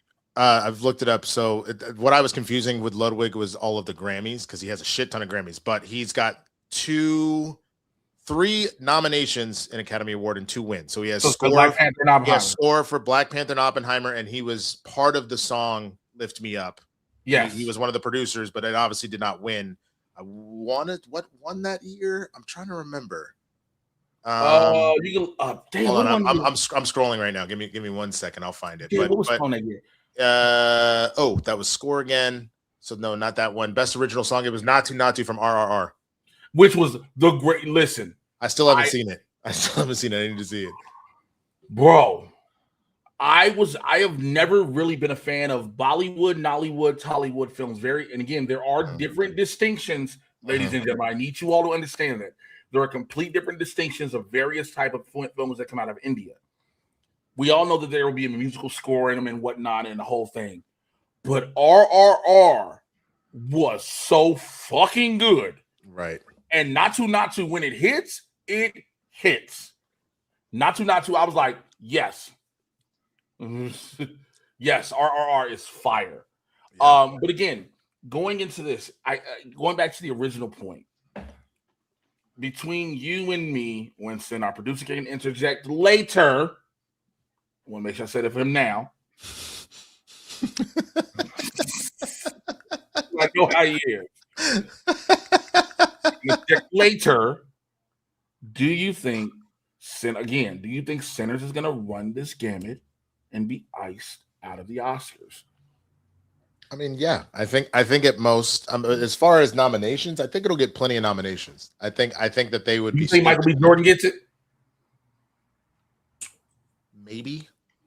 I'll say Who's maybe. Who's your 5? I would have to really think about it. Off the top of my head, for sure, Timothée Chalamet, Leonardo DiCaprio, Jesse Plemons for Begonia. I personally would then put Michael B. Jordan in there. Okay. And then my last one. It's easy. Who? Dwayne Johnson. Maybe it was really, really, really, really good. I think they're probably going to go Jeremy Allen White for Springsteen. For Springsteen, I would personally, or they might go Oscar Isaac for Frankenstein. Like there's you are right.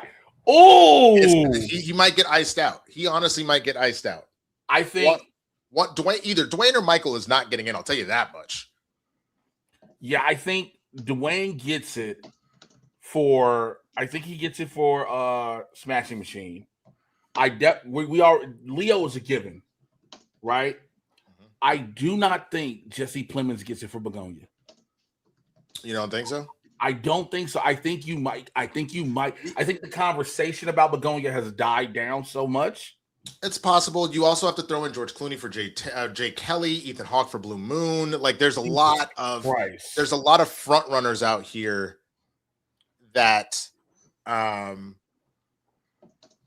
there's a lot. Our producer just brought up something about foreign films. Did you hear what happened to the foreign film on the red carpet of the critics? Bro, what happened? Wait, what happened? My God, I wish we'd have thought about this and Matt would have had the clip. So there was a segment of the red carpet before the show for the Critics' Choice Awards. And I believe the director and producer what was the film? Let me double check, make sure the name of the film. The Secret Agent. The Secret Agent. They were doing an interview. They thought they were doing an interview. The host, she goes, and the winner for Best Foreign Film is The Secret Agent, and gives them their legit award. And they go, oh, okay. She says, how do you feel? And as soon as they start talking, well, we got to go to the next segment. Bruh. You're kidding me. I am dead and serious. It is the most disrespectful shit to ever happen. I have never listened. I didn't see that at all. Foreign films have stepped. Oh, here we go. Here we go. Here, I got it right now. Here, let me screen share right now. What the fuck? This is a real thing that happened at the Critics' Choice Awards. All right, here. I have a very special surprise for you. Congratulations. What? The Critics' Choice Award for Best Foreign Language Film goes to The Secret Agent. Yeah? You're winners tonight, baby!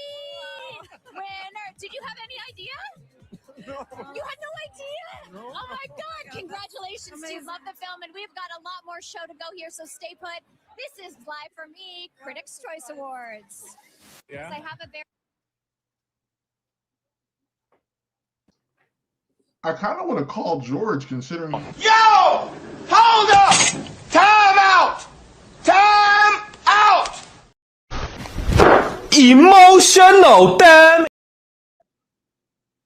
You gotta be shitting me, bro. Should I call the big man in, considering he if he's here, because I'm curious, because he was there, wasn't he? Didn't he go? No, he wasn't. He never goes because he doesn't like traveling anymore. Years of covering NBA teams does that to you. But it's so disrespectful. I don't know who thought, because here's the thing: when you're programming and planning a show, whether it be a award show or anything else, you are like, all right, what are we gonna do? Let me make sure I say this first. There are Oscars that are never announced on the show. Right? This is a given. These Oscars were given before, blah, blah, blah, blah. But they are never given on the red carpet while you're coming in, getting ready for the show. I've never seen that before. And on top of that, you caught them off guard. They already were like, you saw them look at it and go, what the fuck? And then you cut them off so they can't even then give an impromptu speech. That's whoever was in charge of that, bro, needs to catch hands quickly. That was all sorts of level of disrespect. You went immediately. Hey, what did you know? No, well, fuck your feelings. We'll be back right after this. That's crazy, bro. That's absolutely crazy. Oh, okay. So Interledman says, I kind of feel bad for Kelty, the host. She's basically been thrown under the bus there, which unfortunately, thank you for that comment. And I did again, as Winston and I are both hosts, we've done different things. We unfortunately are, the host becomes the scapegoat for that, right? Yep. That's the unfortunate thing. The host becomes a scapegoat. But the producer of that, the producer will never catch that hell. They should. Because they should. That is diabolical on a level I never would imagine. We've been privy of talking to talent and talking to directors, talking to screenwriters, et cetera, and I've not been fortunate enough to cover an award show. But if you told me that, hey, for this, I'm definitely blaming the producers, but if you told me, hey, for this segment, when they come up to you, we're going to give them their award. First thing I'm going to say is, cool, how long we got? Oh, we're going to write the commercial afterwards. Why are we doing this then? Because it's disrespectful to them. It's disrespectful to the work they've done. And it's a waste of their fucking time to be here. Yeah. The old man has said he'll come if you want. Come on if you want him to. I mean, if he's got something he wants to throw in about the Critics' Choice Award, I mean, I'm here for it. All right, I'll send him a link then. And again, also somebody has, just as a note, not to go fully back into the shooting in Minnesota, but another number of angles have come out from social media where very clearly she is not driving at the agent. The agent was clear of her car. He's just firing into a vehicle trying to get out of the way. So there's that too. That's the heads up. Before George comes on, shout out to Kingsport Cal who sent in a $5 Streamlab. Thank you so much. Happy New Year. Winston, will you grow your hair back out or nah? Love you fools. I miss a lot of shows because I work graveyard. Not as long as it was. I probably will grow it back out a little bit. But for the most part, I'll probably keep it around here. The most I will do is grow it back out to what my headshots were, which was probably about like this long so that I could properly twist it. I've shown the picture before. It's grown on me at this point. I think the only reason I'm pissed is because now all of a sudden you're getting auditions for your hair. And like even my agent being like, when she saw me at the holiday party being like, so we're gonna have to get new headshots, right? I was like, yeah, and my barber should fucking pay for it. Like I was so mad, bro, but it is what it is. But yeah, thank you so much, Kingsport Cal. Appreciate you. All right, let's keep it pushing. Tell George don't worry because we want to keep we'll get him another time. Because we do need to get to the Reddit stories. We need to get to Karen. We got a lot to do. And like we said, if we hit the goal before the show is over, we will stay on and do another hour and do an after dark.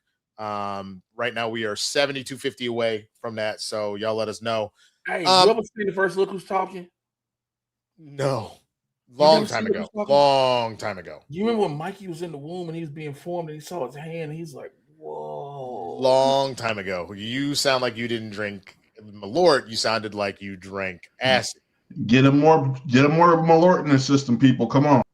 I'm like, yo, my hand is like, okay. All right. So the number 2 winner was, am I the asshole for wanting exactly. People are asking, are you okay, bro? You good? Huh? I am what we like to call fine right now. Oh my Lord. Am I the asshole for wanting a 3-way? No. I would like a 3-way. This is short. Hey, if you're watching, I don't know who to say this to. Hey, to the ladies that's watching, I don't know if there is one. I don't know. If you want to give me a 3-way, I'm down for it. Yep, I'll take it solo shot. Listen, ma'am, pardon me. Hey, excuse me, little lady. I would like to eat your pussy from the back while someone else rides my. Oh, we ain't doing Blerds After Dark yet. Why is there meat to play? Yeah, this may have been too much power we gave Matt to put Meet the Grips. That's hilarious. The only thing that would have been funnier is all of a sudden if the instrumental of Red Light Special came on, that would have been fucking hilarious, bro. Jesus. No, Malort, bro, Malort. Malort. Let's focus. Malort. No, this is what we're doing. So it's called Jepson's Malort. This is a gift from the gods of tricks of hell. This is pretty. It's produced and bottled by. It's a Chicago drink. Okay, what you jumped into is greatness. While you're down under might, you down in there in the ball bay, all that shit. Okay, listen. I'm gonna mute him. All right. So, am I the asshole for wanting a 3-way? Hi, I'm a 30-year-old male, and I met the love of my life when we were both 24, and we have the perfect life, and we're both happy and super fulfilled. Before I met her, I always had the fantasy of having a 3-way with 2 girls. I know I'm a pig, but here we are. And she doesn't know about my fantasy because when we randomly talk about having one, she's always saying she'd never be down because she's scared to lose me, but I'd never leave her. I just want the experience. I just want to experience it with her. Am I the asshole for wanting to fulfill my fantasy still? Help me, Reddit. Okay, listen, I like to say this, mate. No. First things first, what I've learned in my life, and I'll let the engaged guy talk first on this one. I mean, I think it's pretty simple. It's if you threw it out there and she's not, there's not even a remote sign like of like, hey, like, you want a threesome?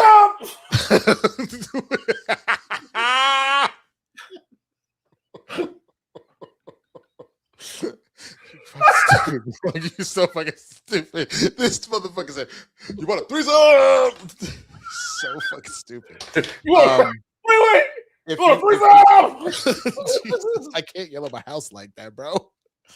If you were telling me that you threw it out there and it was something she'd be like, I would never ever do. There's no hesitation. There's no under certain circumstances. There's nothing like that. To continue to push does make you the asshole. In that case, unfortunately, you have to be like, damn, well, I found the love of my life. This is where we at. She says she's not about it.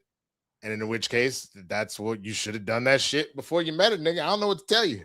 Should have done it before you met her. That's about it. And the funny thing is, a number of these comments are like, yeah, 100%. Someone said, why would you do that to someone you say you love? It's insulting to even to talk to her like that. Here's what you're going to do. You're going to apologize for bringing it up. Then you'll say you'll never bring it up again because you just want her and only her. Then you're going to watch porn like a normal person. But holy fuck, man, go say you're sorry to her and don't talk to her about that shit. That's a very asshole move. That's a little deep. But again, you know. Unfortunately, we don't have our super chats, so you have to send through Streamlabs, our Cash App, or our respective Cash Apps or Venmos. We apologize for not having super chats on because super chats take way too fucking much. They take so much. They take it's now up to 60% or some wild shit like that. I'm sorry to cut you off, but go ahead. Another comment says, you would be the asshole if you keep asking about it when she clearly says that she is not interested in any form or fashion. You're better off trying to focus on intimacy as a way of connecting to the woman you love rather than focusing on your fantasies.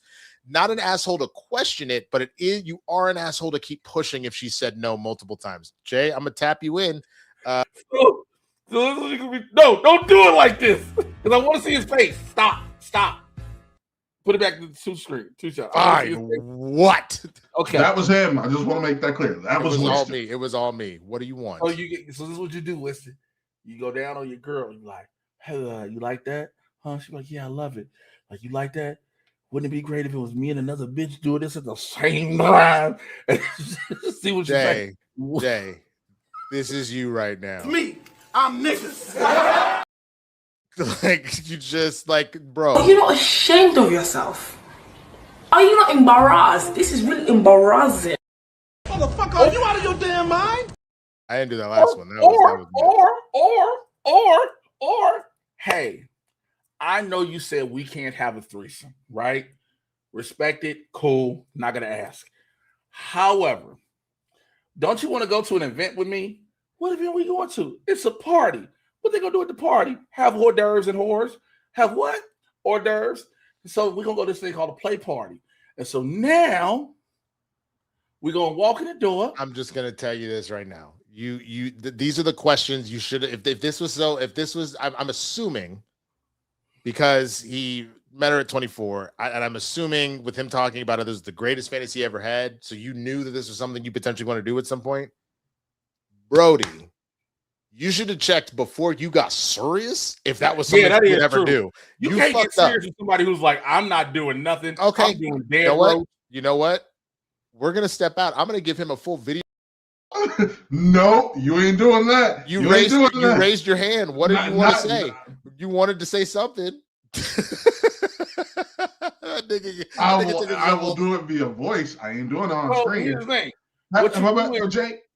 Jay, just let him talk. Go ahead. Because Winston was bringing me on screen because he knew exactly what I was about to say. I didn't, but I was like, I was going to let you have the floor. You knew I was going to talk about this past relationship, nigga. You knew this shit.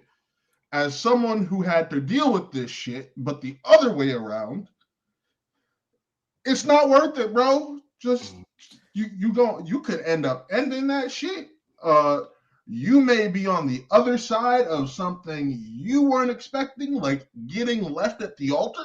Okay. Okay, this went too far. All right. We're not going to do this. Let's go. Hold on. Before I answer that, the first thing I was going to say in that regard, bro, damn, Matt, this is the whitest thing I probably ever said. Matt got done like Ross from Friends, bro. Yep. Literally. Literally. Literally. This nigga got done like Ross from Friends. He's out of line, but he's right. He ain't out of line. He's telling the truth. Okay. No, let's fantastic. What if she says I do a three-way with two guys? Are you in? Here's Devil's three-way. It's gotta be a friend, and you gotta have some pre-read shit. It's gotta be a friend. And listen, this may be the 3.5. This may be the whatever shots of my Lord I had in the jack. This is a lot of shit. I've been drinking.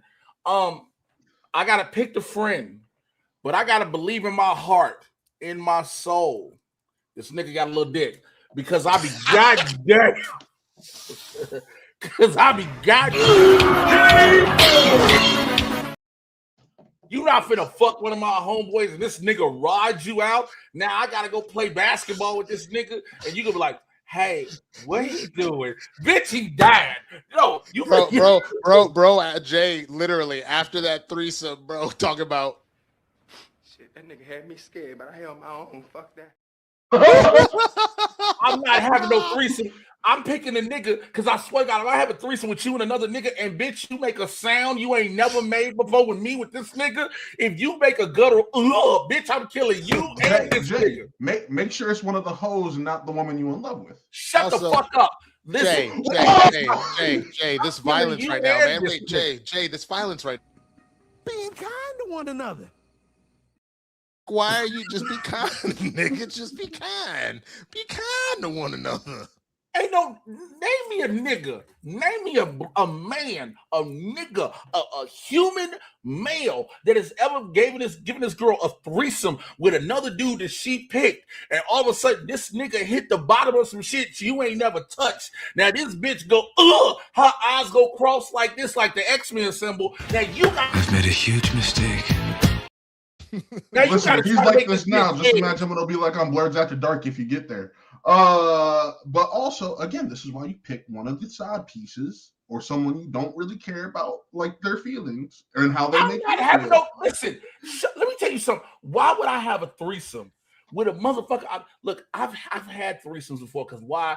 I'm good with this dick and tongue. But I'm not having no threesome with no random ass Yep, put me right here. I ain't having no threesome, no random ass goof ass side bitch. Just she be like, well, you know, he let me fuck one of his friends too. What kind of loose ass nigga do I look like? Take me off this solo shot. Fuck both of you niggas. I'm pissed. This Meet the Grams may have been the worst thing that's ever happened. All right, we got to get to this other story, man. Am I the asshole for telling my wife's friend I don't have to see her in the classroom to know she's a horrible teacher? My wife's friend was supposed to come watch fireworks with us tonight, but she just, y'all remember the cruise line brawl that spanned 5 levels that required the Coast Guard to intervene because of a threesome? No. I'm going to interrupt this. First of all, wait a minute, Matt. That's terrible producing. I just started the story, and you're going to throw a comment on the screen? Hey, it literally popped up as you started, so I had to throw that on. You are literally, you could have started that, nigga. It could have been right after. I'm sorry. I had this, like, you were about to start. You hadn't started yet. Shut up. I did not know about that. Kaz, you're going to have to tell us more. Am I the asshole for telling my wife's friend I don't have to see her in the classroom and know she's a horrible teacher? My wife's friend was supposed to come watch fireworks with us tonight, but she just texted my wife that she isn't coming because I'm a nasty person who encourages my child to be rude and disrespectful. My wife and I just had a small argument about the situation that ended with her pulling a big Lebowski on me and saying, I don't have to be wrong to be an asshole. That's true, but I think her friend is the asshole, not me. I'll tell you what happened and you decide it for us. My wife's friend was at our house for dinner. She's a teacher and she complains about it a lot. She says the parents are impossible to deal with. The administration is not supportive. Everyone has an opinion on curriculum and the kids don't listen. I include these complaints as context for the discussion. She told my wife she was working on her lesson plan for February and Black History Month. God, I wish they would tell me what fucking ethnicity they were. And that she was making a fact sheet about Martin Luther King Jr. for her kids. Our son, who was a huge Star Trek fan, said that she should include the fact that Martin Luther King Jr. was a Star Trek fan. My wife's friend, with a very patronizing tone and expression, I might add, said that maybe he would have been if he'd still been alive when it aired. My son said that he was, and that he used to watch it with his daughters. My wife's friend said that he died before the show aired. I told her she was wrong and my son was right. She said I was the perfect example of a parent that can't acknowledge when her child was wrong. I said, no, you're a perfect example of a teacher that assumes she knows everything and can't connect with her students because she doesn't respect them. My wife forced us all to change the topic. After dessert, I pulled up a video on YouTube where Nichelle Nichols was talking to Martin Luther King Jr. about Star Trek. I showed it to everyone. My wife's friend asked why I couldn't let the topic lie. I said I didn't want my son to feel like he was wrong for sharing facts he knows about his interests. My wife's friend said, I don't know what it's like to be a teacher. I said, I don't, but I know she's a bad one. She said, I'd never seen her in the classroom. I said, I don't need to see it because I see how you are in your daily life and people who are who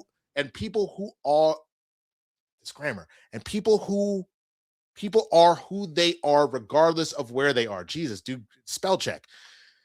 So my wife's argument is I'm an asshole for bringing the topic back up after it was settled. She said I could have played the video for our son after her friend left and taught him about giving others grace and not needing extra validation. I disagree and think it's important our kid knows we will always stand up for him. So am I the asshole or is my wife's friend? I have so many thoughts, but I'm going to let Jay go first. We all know they white, right? They have to be white. I mean, we pretty much established this. Everybody seems to be assholes in the situation. There just seems to be assholes all about. Now, I wanted to make sure we got that, but real quick. To Arthur Rose, H1D, why can't I send a super chat? Y'all fed. No, unfortunately not. It's just the super chats. They take too much. So we do the Streamlabs. Streamlabs.com/blerdsinthehood/tip. Streamlabs.com/blerdsinthehood/tip. If we hit another $70 in our donations, we're gonna take another shot. I'll put it in the chat. Hold on. I'll pin it there. And then the show turns Arthur. Oh, if you don't have that, it's in the description. It's in the description. Okay, and if you don't have that, because I'm reading what the next thing he wrote, you can send it to our Cash App or Venmo, respectively. We get the same thing, and we'll read it out loud. So you can send it to either the Cash App, Mr. Jay Washington, the Swaggy Blerd, Venmo, the Swaggy Blerd, Mr. Jay Washington. I want to make sure I did that. So you have those right there. Those options are there. The link is right there. It's pretty straightforward. It's essentially super chat. They just don't take nearly as much. So just as a heads up. But okay, I'm a Yo, this is the realest shit ever. The only one who wasn't the asshole was the son. Let me. I got this. Give me the solo and the Meet the Grams. Put that shit on.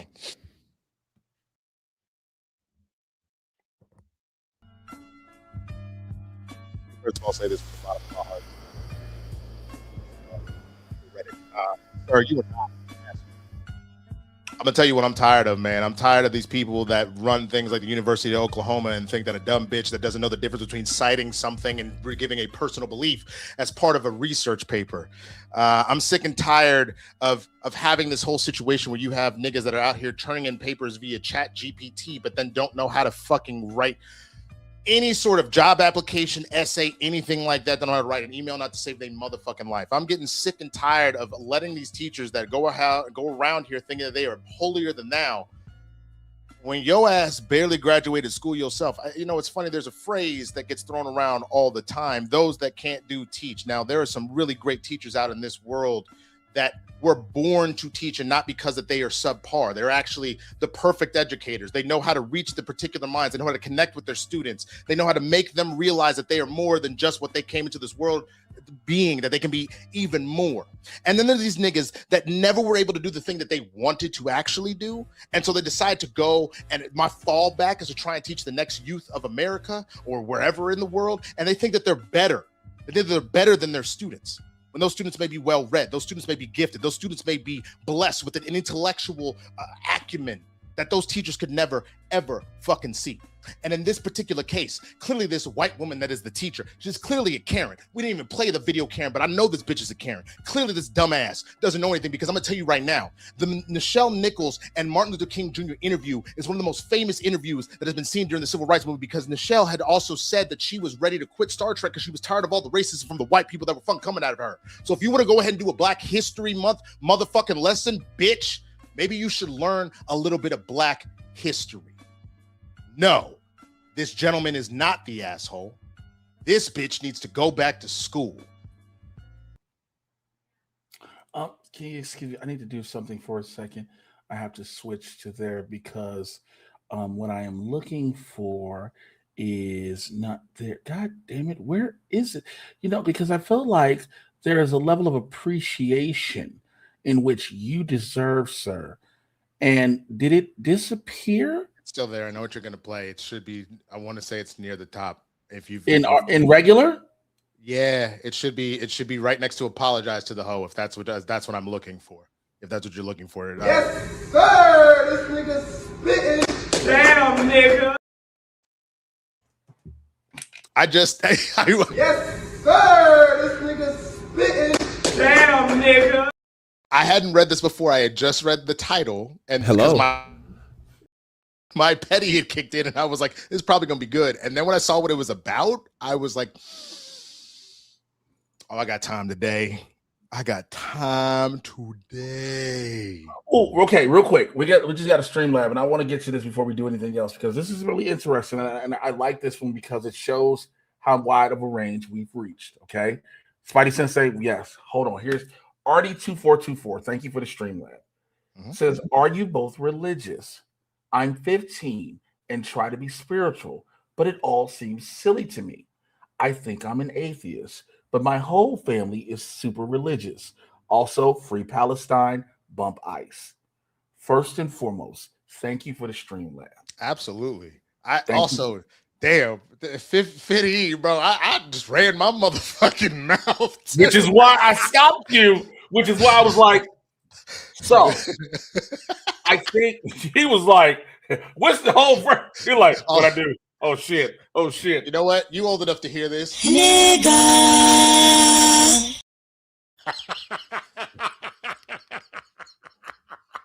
Nigga, the shit I was saying at 15, it's fine. The child will be fine. He'll be fine. Allow me to say, so I cannot speak again. Ebony 717 says raise up for the atheists. There are many atheists. Now, I personally consider myself to be a Christian, not this stupid shit that's out here now. Do I consider myself religious? Yes. I feel as if everyone's personal convictions and things they have been through in life. I do not know your current home standings. I do not know what you have been through, if you've been through anything or what you're going through. I think religion for each individual comes in regards to what they've been through and how they've gotten through things in life. Now, if you look at what religion has caused over, when you start studying history more in depth, religion all around the world has been the cause of much drama, if you will. But I think it is up for you to do the research, do the actual research. Do not just follow in your family's footsteps because they want you to do that. You are at a point in which your mind and your personality and your being of who you are going to be is fully developing. So look into religion, see if it works for you. See if there's something that connects to you. If there is not, then you don't have to be religious in that aspect. You could be spiritual. You could be atheist. There are a lot of broad choices. That is the way in which I'll say that. Yeah, I can say that for myself. I remember getting confirmed around 15, and I went through like confirmation classes, and I remember being a little off put during that process, but I went through it. And I do remember being in church in various moments where I was like, I'm not sure, but I specifically remember at 18, I'm still in the youth church part. And I remember the youth pastor giving this whole sermon and talking about all these sins that people commit and talking about, all these, these young niggas that like, cause he was I hate to use the N-word, is because he was a dude from Jamaica that was formerly a pimp and a drug dealer. And he was just, so he had converted his ways and had become a pastor. So he said, all y'all tell you about the young niggas out here in the street, boy. Who does they goddamn run in the street trying to get the poon poon? You need to go to Jesus. Exactly. Go to the Lord. Exactly. Exactly. But he was like, all y'all young niggas out here that you trying to get all this pussy in this ass and whatnot, you going to hell. And you're trying to get the pussy in the ass and get the boom boom boom. You should boom boom the Lord. He was like, and I know some of y'all ain't come out the closet, but I know some of y'all closeted niggas, y'all going to hell too, because you gay. Well, y'all be botty boy. You be botty boy. And you just let me finish. And then he went, and then he even when he was like, and some of you, I know some of y'all got some divorced parents, they're going to hell too, because those are all sins. Those are all things that are against the Lord. So I went and I decided to talk to him directly afterwards. And I was like, okay, there's a number of things in the teaching about Jesus forgiving for a number of different things, how this is the important part of stuff, how love is preached, all that kind of stuff. Wouldn't back down. And then I went to the head pastor of the church because I was really disturbed by that response. And he was like, well, you shouldn't question your religious leaders. Like, he's trying to give you wisdom and help you walk with the Lord. And that was enough for me to genuinely walk away. Now, what I will say is what I ultimately found, whereas like I wasn't doing anything for a while, I just was completely out. I ultimately found that for me personally, I'm more agnostic, and to the point of I am spiritual. I do have a relationship with God or the universe or whatever you want to call it, but it doesn't fall under the strict umbrella of Christianity. I don't go to church like that except to appease my mom when she wants me to go,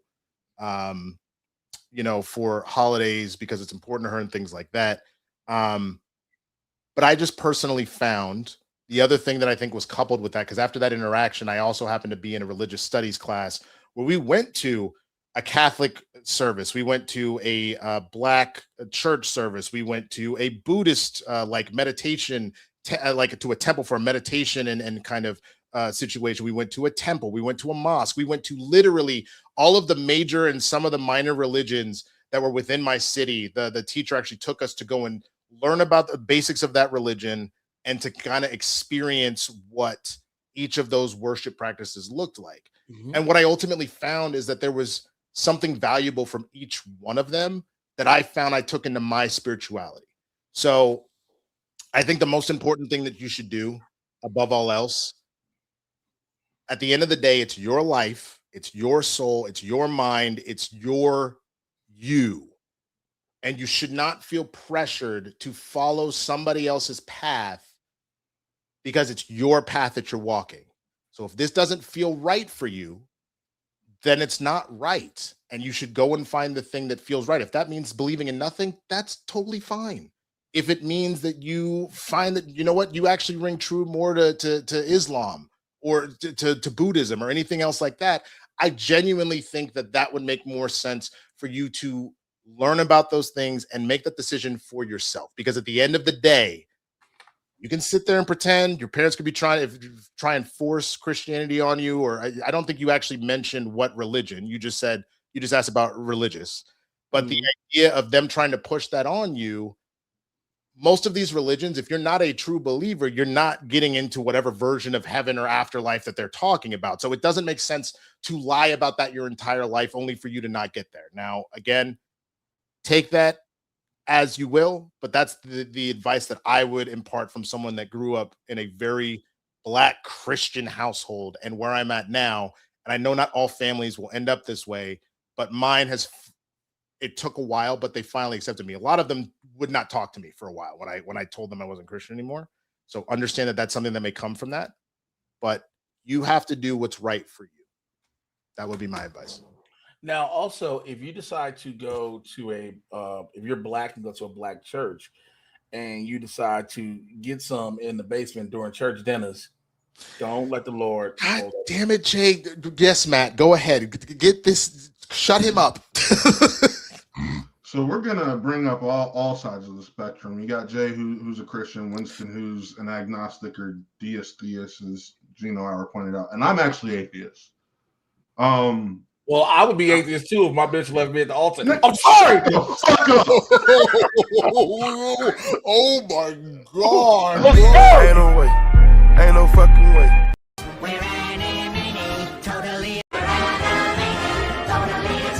I just want my baby.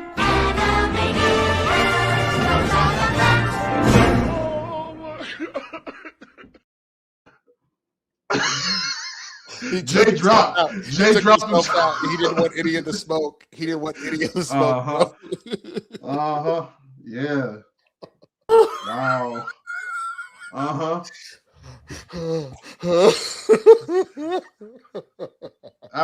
That was horrible, Jay. And I was atheist long before that. You know, he would step across the line. Habitually, he's a habitual line stepper. Perfect timing on that. Perfect timing on that. Jay, real talk, bro. See, now he thought he was gonna get off with that old I'm blind excuse. But oh boy, he had another thing coming. The jury will now go off and deliberate on... Guilty! That nigga is guilty!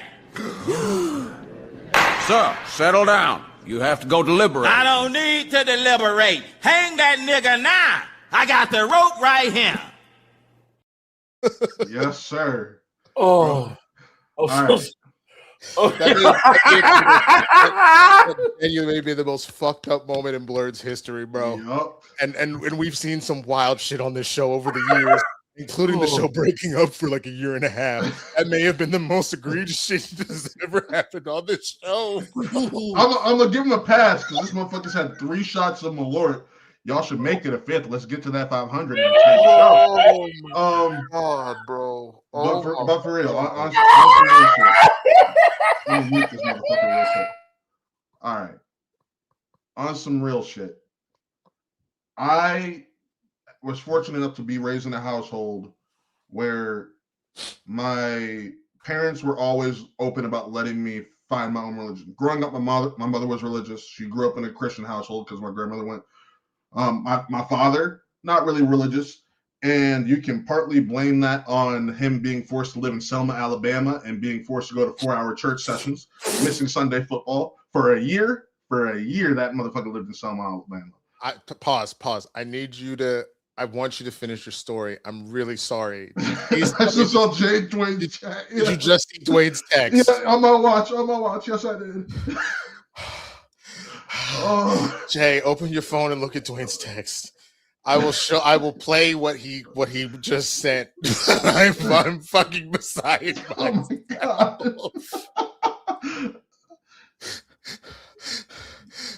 Jesus Christ. Jesus Christ. Oh. Here, this is what all we got was this from Dwayne. I fucking hate this nigga, bro. He said, I'm 56 years old. Damn.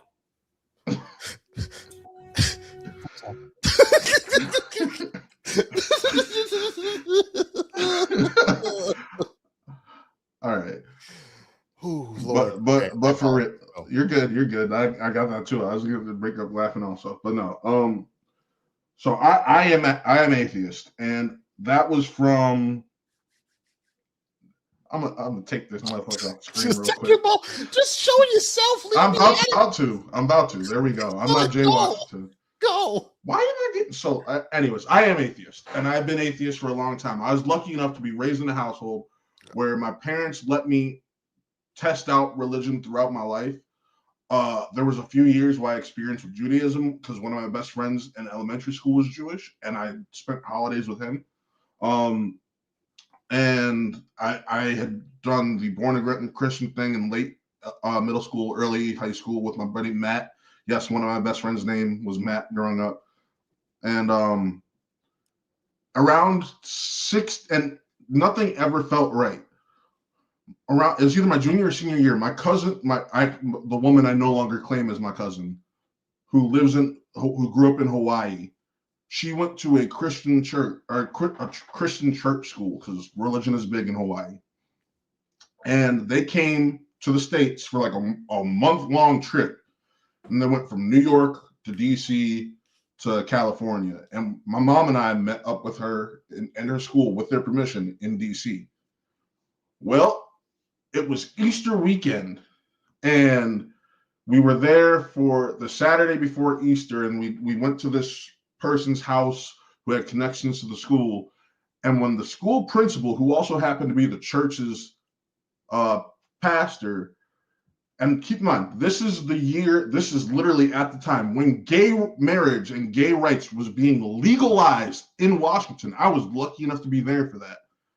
This man did a prayer asking for God to smite the gays and show them the wrongness of their ways. And my mom had to hold my hand. She could tell I was losing it because I'm very open about my support for the LGBT community.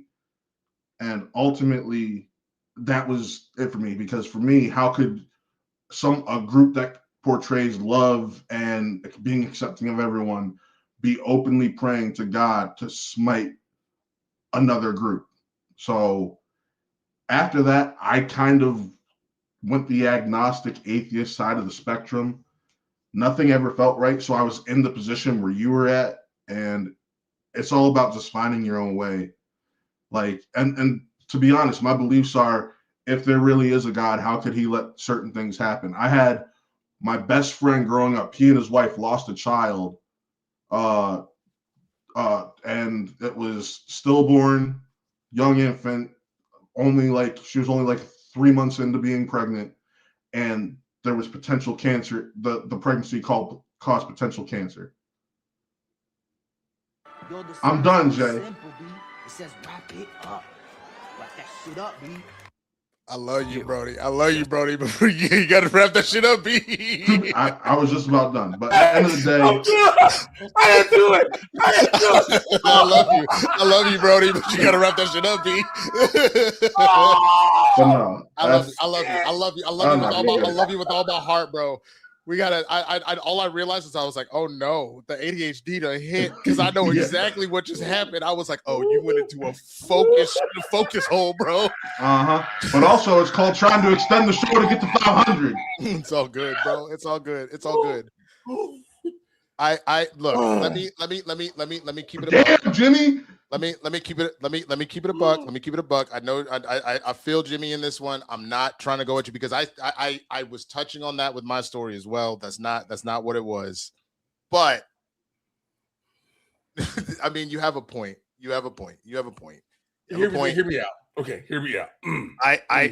I apologize. I I genuinely apologize. apologize. I genuinely apologize because I'm Listen, not. you were being sincere, and I'm really gonna tell you sorry. something. I was good. Let me tell you something. I was good until it went in the comments. We love you, man. But wrap it up, B. It's the That comments. was it. It wasn't. It wasn't that us was- directly. that was it. Yeah, I didn't see that. I was looking at the camera. I wanted to make sure. I'm really sorry. I'm really sorry because you were saying something genuine and sincere, and the truth of the matter is like, again, that was part of the reason why I left the church myself. Was the same thing. It was being told that my gay friends, that my mother who got divorced for legitimate reasons, that my friend who had sex before marriage, were all just going to hell. I mean, we all were told as young Christians growing up in the church. That was something we were all told. You know, premarital sex was a hell-worthy transgression and things like that.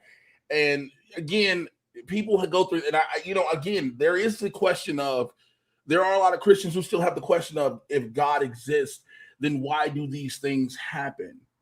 Unfortunately. Yeah. And again, we all try to answer this mysterious question. And I think everyone they have their own feelings and things like that. So I say all to say to you, we understand where you're coming from. Sincerely. We appreciate you telling your story. Sincerely. But my nigga, you got to admit, that was hilarious. And Jimmy, I received that. I love you said you love us, and I call him like I see him. I'm not saying that I wasn't wrong in that one. What was killing me, genuinely, what was killing me was both the comments from the neighborhood, the tweet, the next text that we got from Dwayne was, "Don't let this nigga say grace." He said, "Don't ever let this nigga say grace." I wouldn't say grace. Shit, I don't believe in the Lord. Let me tell you something. We was sitting here trying to be cool, but as soon as I saw Latoya was like, "Hey, wrap it up, B." That's all. That's it. It's not. It's not that what you were saying wasn't important. 1,000% was. But literally, it was one of those things where we've seen it in black movies where they'd be like, "And thank you, Lord, for everything." It's like, okay, and amen. And one more thing, Jesus. Oh my God! Like, and it's not that what you're saying wasn't important, but I was just like, oh my God. Wrap it up, B. Sent me through a thing, nigga. So I genuinely exactly. No, we don't. We say, let's fucking eat. So and then when they choke, they be like, "Jesus, help them breathe." Now, look, I genuinely let's keep this moving. We're keeping it pushing, but I apologize that it got a little funny. It got a little funny, but we back. We in here. Donate to get Blerds After Dark, even though we're halfway there already. They feel like they don't want this. They don't want this After Dark, and we're not gonna push it. Because I was like, look, I only took 3 of this shit. What's killing me, right here, mild mannered and comic nerd. You're going to hell, but if you donate $2,000, I'll save your soul. Bro, let me tell you something. I love this show for many reasons, and I don't think we would have ever gotten a funnier moment than someone in the neighborhood going, "I love you, man, but wrap it up, B." I don't. It was genuinely funny, and I couldn't help myself. I was like, I gotta play the little clip, bro. I couldn't. And so, again, the conversation that came to RD2424, we out of all the jokes, you are young, you are still impressionable one way or another. The impression is going to be what is going to stick with you. Now, I will not say will stick with you forever because, of course, as you get older, things may change. That's just the nature of life. Yeah. Do the research, find out what, I think we've all said collectively, find out what feels comfortable to you. I feel like let people just find it naturally, bro, because I'm not trying to get the amount of they cruel, they don't give a shit. The amount of immediate canceling that's coming if we see, look, the whole neighborhood is apologized. That's the problem. This isn't going to get clipped out afterwards. It's just going to be that moment, and it's too much. This is for us. All right, we're done. We this doesn't need to be clipped out. If someone does it, I can't stop them. But if you're asking if you can, please don't. Wrap it up, gameplay.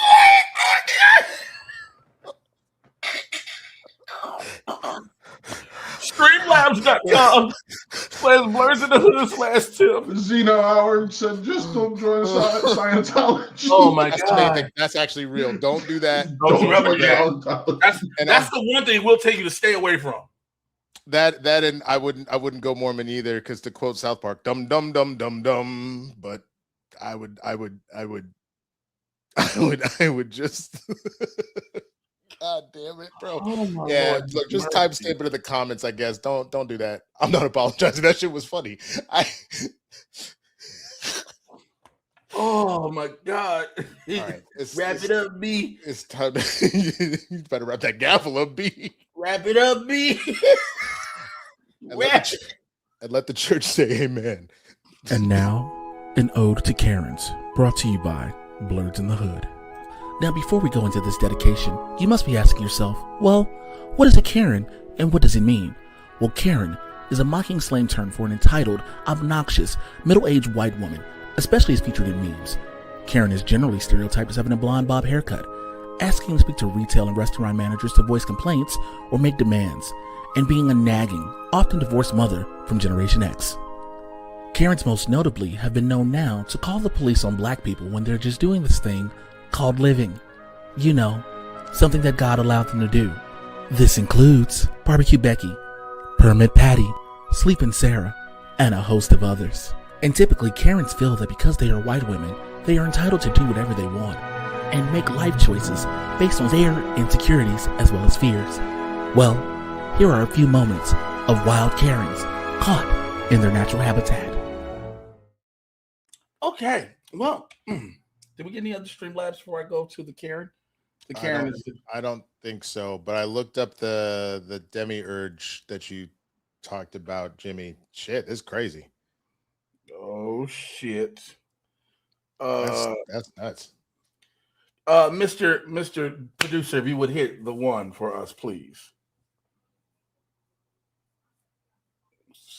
Give me a second. I gotta switch over to. Okay. I was like, that nigga walked Winston, off. you got. Yeah, I got it. There you That go. nigga walked over and was like, whoa, lady. I'll punch the fuck out of you. Hey, lady, you're crazy. Erase Lady. Fucking move, bitch. Fucking no, you can't hit me. Yeah, call them. You hit me. I got you on camera hitting me.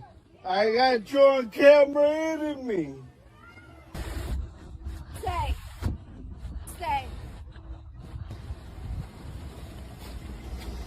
You can get it. You hit me in the face.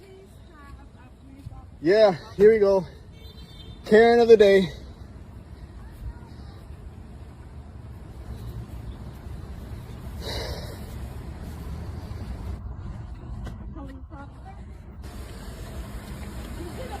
Lady, you're not supposed to hit me. I don't know who the fuck you are. You need to get away from me. Lady, get the fuck away from me.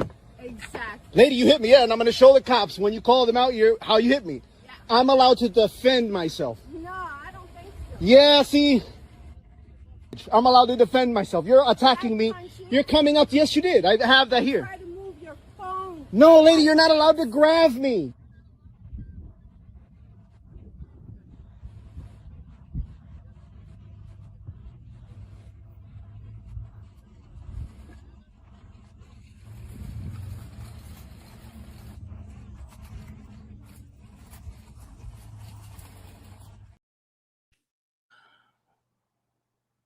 You know, we see this all the time and very often where these Karens are, and Kingsport Cal said a good point.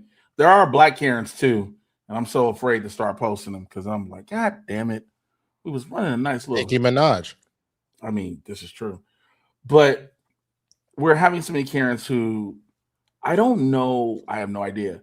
I don't know why there's this level of entitlement, this level of I can swing at you, I can hit you, I can do all these things, but the moment you retaliate, be reactionary or whatever the case may be, you're in the wrong. That's not how this works. I just don't get it. I just don't put your hands on people. I don't know. Don't put your hands on people. I don't know. Don't put your fucking hand. Let me tell you something. You put your hands on me. They put their hands on you. You put your hands on me. I am not responsible. Why would you laugh so late? I was good until you snickered. till this nigger snickered. Anyway. What? He used the hard R. Yes, you did. That Karen spoke to your soul. Clearly. Jay became one of those black folk in Florida real quick. Like, Jay, bro. What did you say, nigga? Like, you More just, man. Jay, damn. you My just bad. damn. Yeah, no, like the first thing that I would say is one, stop putting your hands on people. Like, stop it. Stop grabbing people. Stop all that. Because the follow-up to that is, yes, as a society, we genuinely have said that it is wrong for men to hit women. But you don't know how people are raised. You don't know what kind of crazy they're dealing with, like all you're dealing with and all that shit. So don't run with the assumption that like you can't hit me and then the whatever. I would never. You don't know who this nigga is. Like, walk away. Unless he robs something from you. And if that's the case, then go get a cop for real and be like, he did X, Y, and Z. But otherwise, why are you touching him? Oh, I'm not sober at all. And I was trying to be more drunk, but I'm gonna sober up eventually. Sorry. No, that was we got a new Streamlab. Yeah, I was about to read it. You got it? Battery IV4 says, oh Lord, would you rather pipe down a Demogorgon or Eric and Don Jr. at the same time for $100 million? All must be satisfied to complete the deal. The Demogorgon has given consent. I'm fucking the dog shit out the Demogorgon. I'm hitting the upside down about that Demogorgon. I'm beasting. I'm finna mind flare the fuck out that Demogorgon's anus. I'm finna fuck that Demogorgon to all the. I'm finna Black Mirror fuck the shit out this Demogorgon. I'm not finna fuck Cocaine Jr. Who knows? Oh, but to that point, it wouldn't take much to satisfy them. They just do a couple lines, they pass out. Not cocaine. Yeah. Oh, I don't know. I don't do gonna cocaine. keep him up, bro. Well, no, it will, but give them enough that they just go. Oh. But hey, who knows what STDs No. That they do? That they go what? They go. Oh. Dad. Oh. Interlimit says that alcohol is doing some symbiote level voodoo on Jay. It has done some things. I'm not even. No, let me tell you something. I got to choose between a Demogorgon and the Trump kids, the sons. Come here, Demogorgon. Listen, let me talk to you. How you doing? I know back now. Literal bestiality. I don't know if that's a beast. That it is definitely a beast. It's not a human. No, it has the body of a man. Like man, like man, not man is man. It wouldn't be the first time Jay hit something bony. I am so happy and grateful that the Lord has blessed me to play in some snow. Listen, I have fucked skinny women in my life. Big nigga, oh my God. I just hate skinny women that when I grab your pelvis, I feel the bone and then you ride me and it's just like, you're trying to kill me. Anyway, Please believe me. Please believe me. Jesus. How far are we away from the shot before we end this fucking show? It's about time. That would be another 3, so that would be a ways away. This nigga's massive. Terrible. It is right now. It is right now. 7150. 7150. Think about it. We was 3, then we 4, and we wait. God, man. Oh no, let me tell you something. Yeah, that's true. See, Casper said the realest shit ever. Right here. Look, one gonna bite your dick off, and the other's a Demogorgon. Night, Jimmy. Yeah, no, you don't want none of that. No, you don't want none of that, man. Someone donate $71.50. Okay, so what else? Get out of here. Okay, tell them what you got going on, Jay. Yeah, don't solo me, please. I'll stay right here. My social media shits is MRJAY Washington, however that's spelled. If you're on my YouTube and my Instagram, all the reaction videos are there. Go there. I do stand up too. I tell jokes a lot of places. And so like this weekend I'm trying to figure out what I'm gonna be because I ain't had no shows booked, but I got a lot of shit booked coming up. And then like if I still have lights, I'll be here next week because they're gonna turn my lights off. So if y'all see me on here doing with a candle and like a seance on my phone, hopefully, because I'll try to charge my batteries. Nigga, we made it. I'm coming to different cities.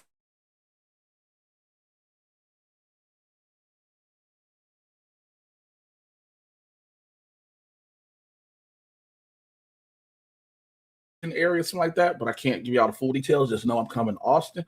Also, did I go out or did you go out? What happened? It just stopped for a minute, and you were like, "If my light's still on," and then all of a sudden you stopped talking, and I was like, "Oh my god!" Yeah, it froze both of you. I had to I thought it was me. I that's why I left. It may have been Streamlabs then. Oh, Okay. real quick. Also, we were gonna talk about it. There's been a lot of Doomsday trailer leaks, right? Yeah. Let me say this. There are some AI versions of leaks.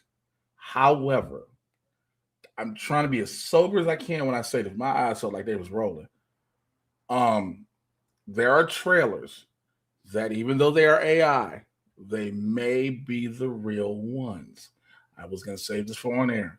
There's a trailer leak that has just dropped.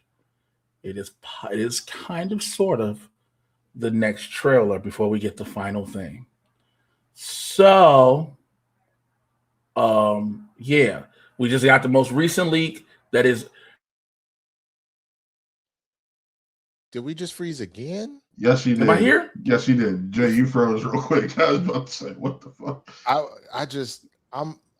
Okay. I think Listen. StreamYard said, "Get the fuck off my platform. I'm done with y'all." So the Wakanda's in the Tolakan and Ben Grimm are in this one. The problem is IGN was like, "Hey, it's a surprising team up," and you're like, "What the fuck are y'all talking about?" It is not a surprising team up between the Black Panther and the Fantastic Four. Why? Because what comic book was the Black Panther introduced in? In the Fantastic Four. In the fucking Fantastic Four. Including the fact that literally the most tied as far as these three kind of properties are is the fact that Namor trying to smash Sue, Black Panther met up with the Fantastic Four. You had Namor trying to drown out Wakanda, so Wakanda trying to fuck up Atlanta. Like the three of them are very closely intertwined. Then Reed and T'Challa and Namor all in the Illuminati. Like, no, it's not. And don't forget that in Wakanda Forever, they said they'd call on them for a favor. That was part of Namor's plan. Hey. Yeah, I'm surprised that IGN fucked that up that bad. It was. I was like, "Are y'all serious?" I'm checking my Cash App. Yes. Struggle bussing. Okay, let me double check myself. You All right, got while a you do struggle that, bussy. I ain't got no bussy. I said you were struggle bussing. Oh, I was like, no, I ain't got no bussy. No. Okay, I'm gonna go ahead and go. So you can find me at the Swaggy Blerd on all platforms. I have now officially saw Marty Supreme last night, so I can officially do my best of 2025. I was gonna record it tonight, but I'm a little too drunk now, so it's probably gonna have to wait until I'll have to record it tomorrow, so it'll come out a little bit later. So I'll have that. Spill the Tequila on Tuesdays. Obviously here on Wednesdays. Friday, Capes and Cows, myself, Christian Harloff, Chris Carr. Christian and I haven't started the reactions again yet, but those will come soon. And then, yeah, just check out all of that stuff, man, as that's kind of going. So, all right, we really got to get out of here. This was a nice, long, extra 30 minutes for y'all. Thank you so much to everybody that donated. It's 2026. We have a lot of really special stuff we have planned for the show. We really want to continue to grow this out with you, get the neighborhood to heights it's never been before, man. We're trying to turn it from a block party to a goddamn city party. So much love to you.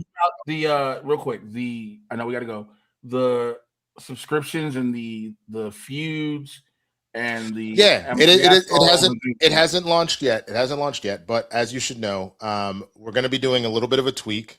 Going forward, we're actually going to take Around the Neighborhood and the Reddit stories. We're going to separate that out, and those will just be kind of like individual videos that we put out. So that'll be happening soon.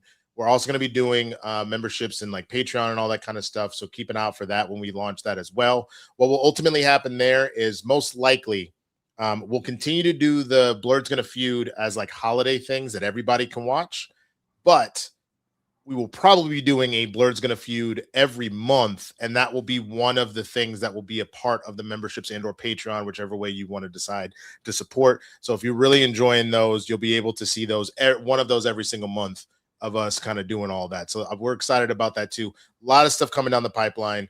We got to find some time in the schedule for all of us to have this production meeting and shit like that, man.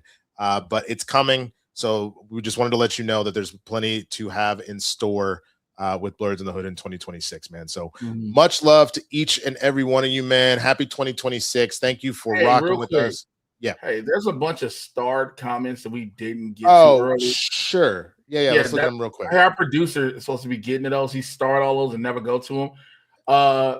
Sparky T, no, Winston, I missed the engagement. I'm broken, man. I was excited, didn't want to miss it. Damn it, congrats, y'all.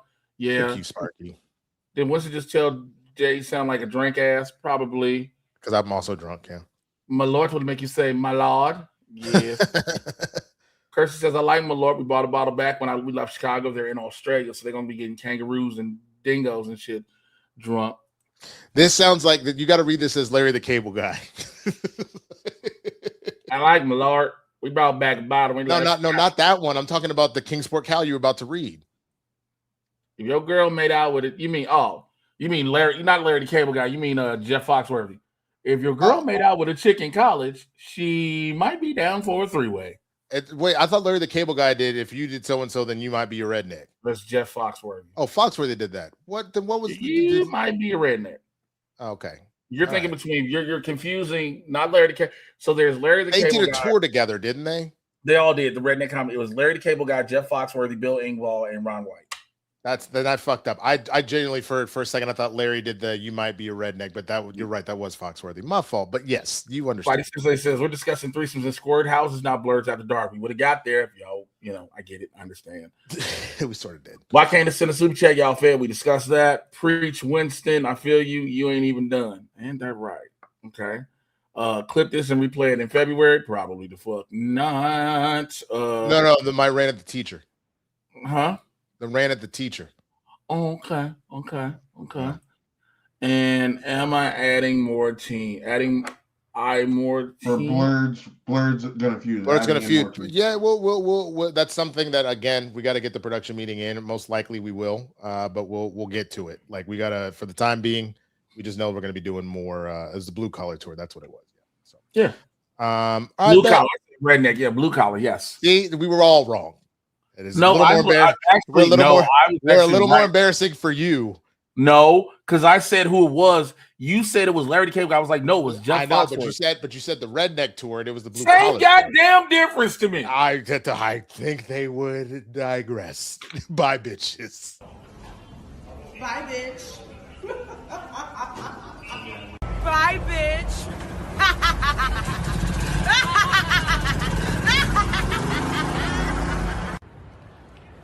Bye, bitch.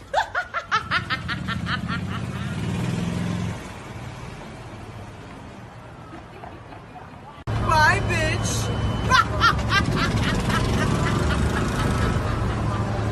Bye, bitch.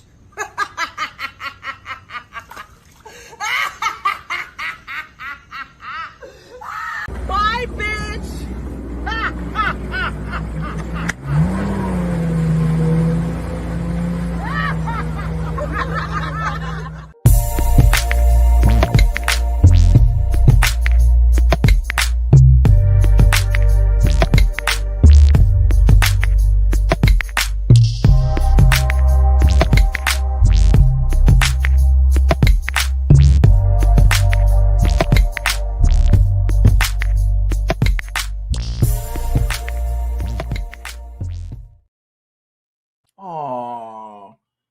She still want to know how you did your proposal. What happened was Winston was like, "Hey, listen, I know I should have been asked."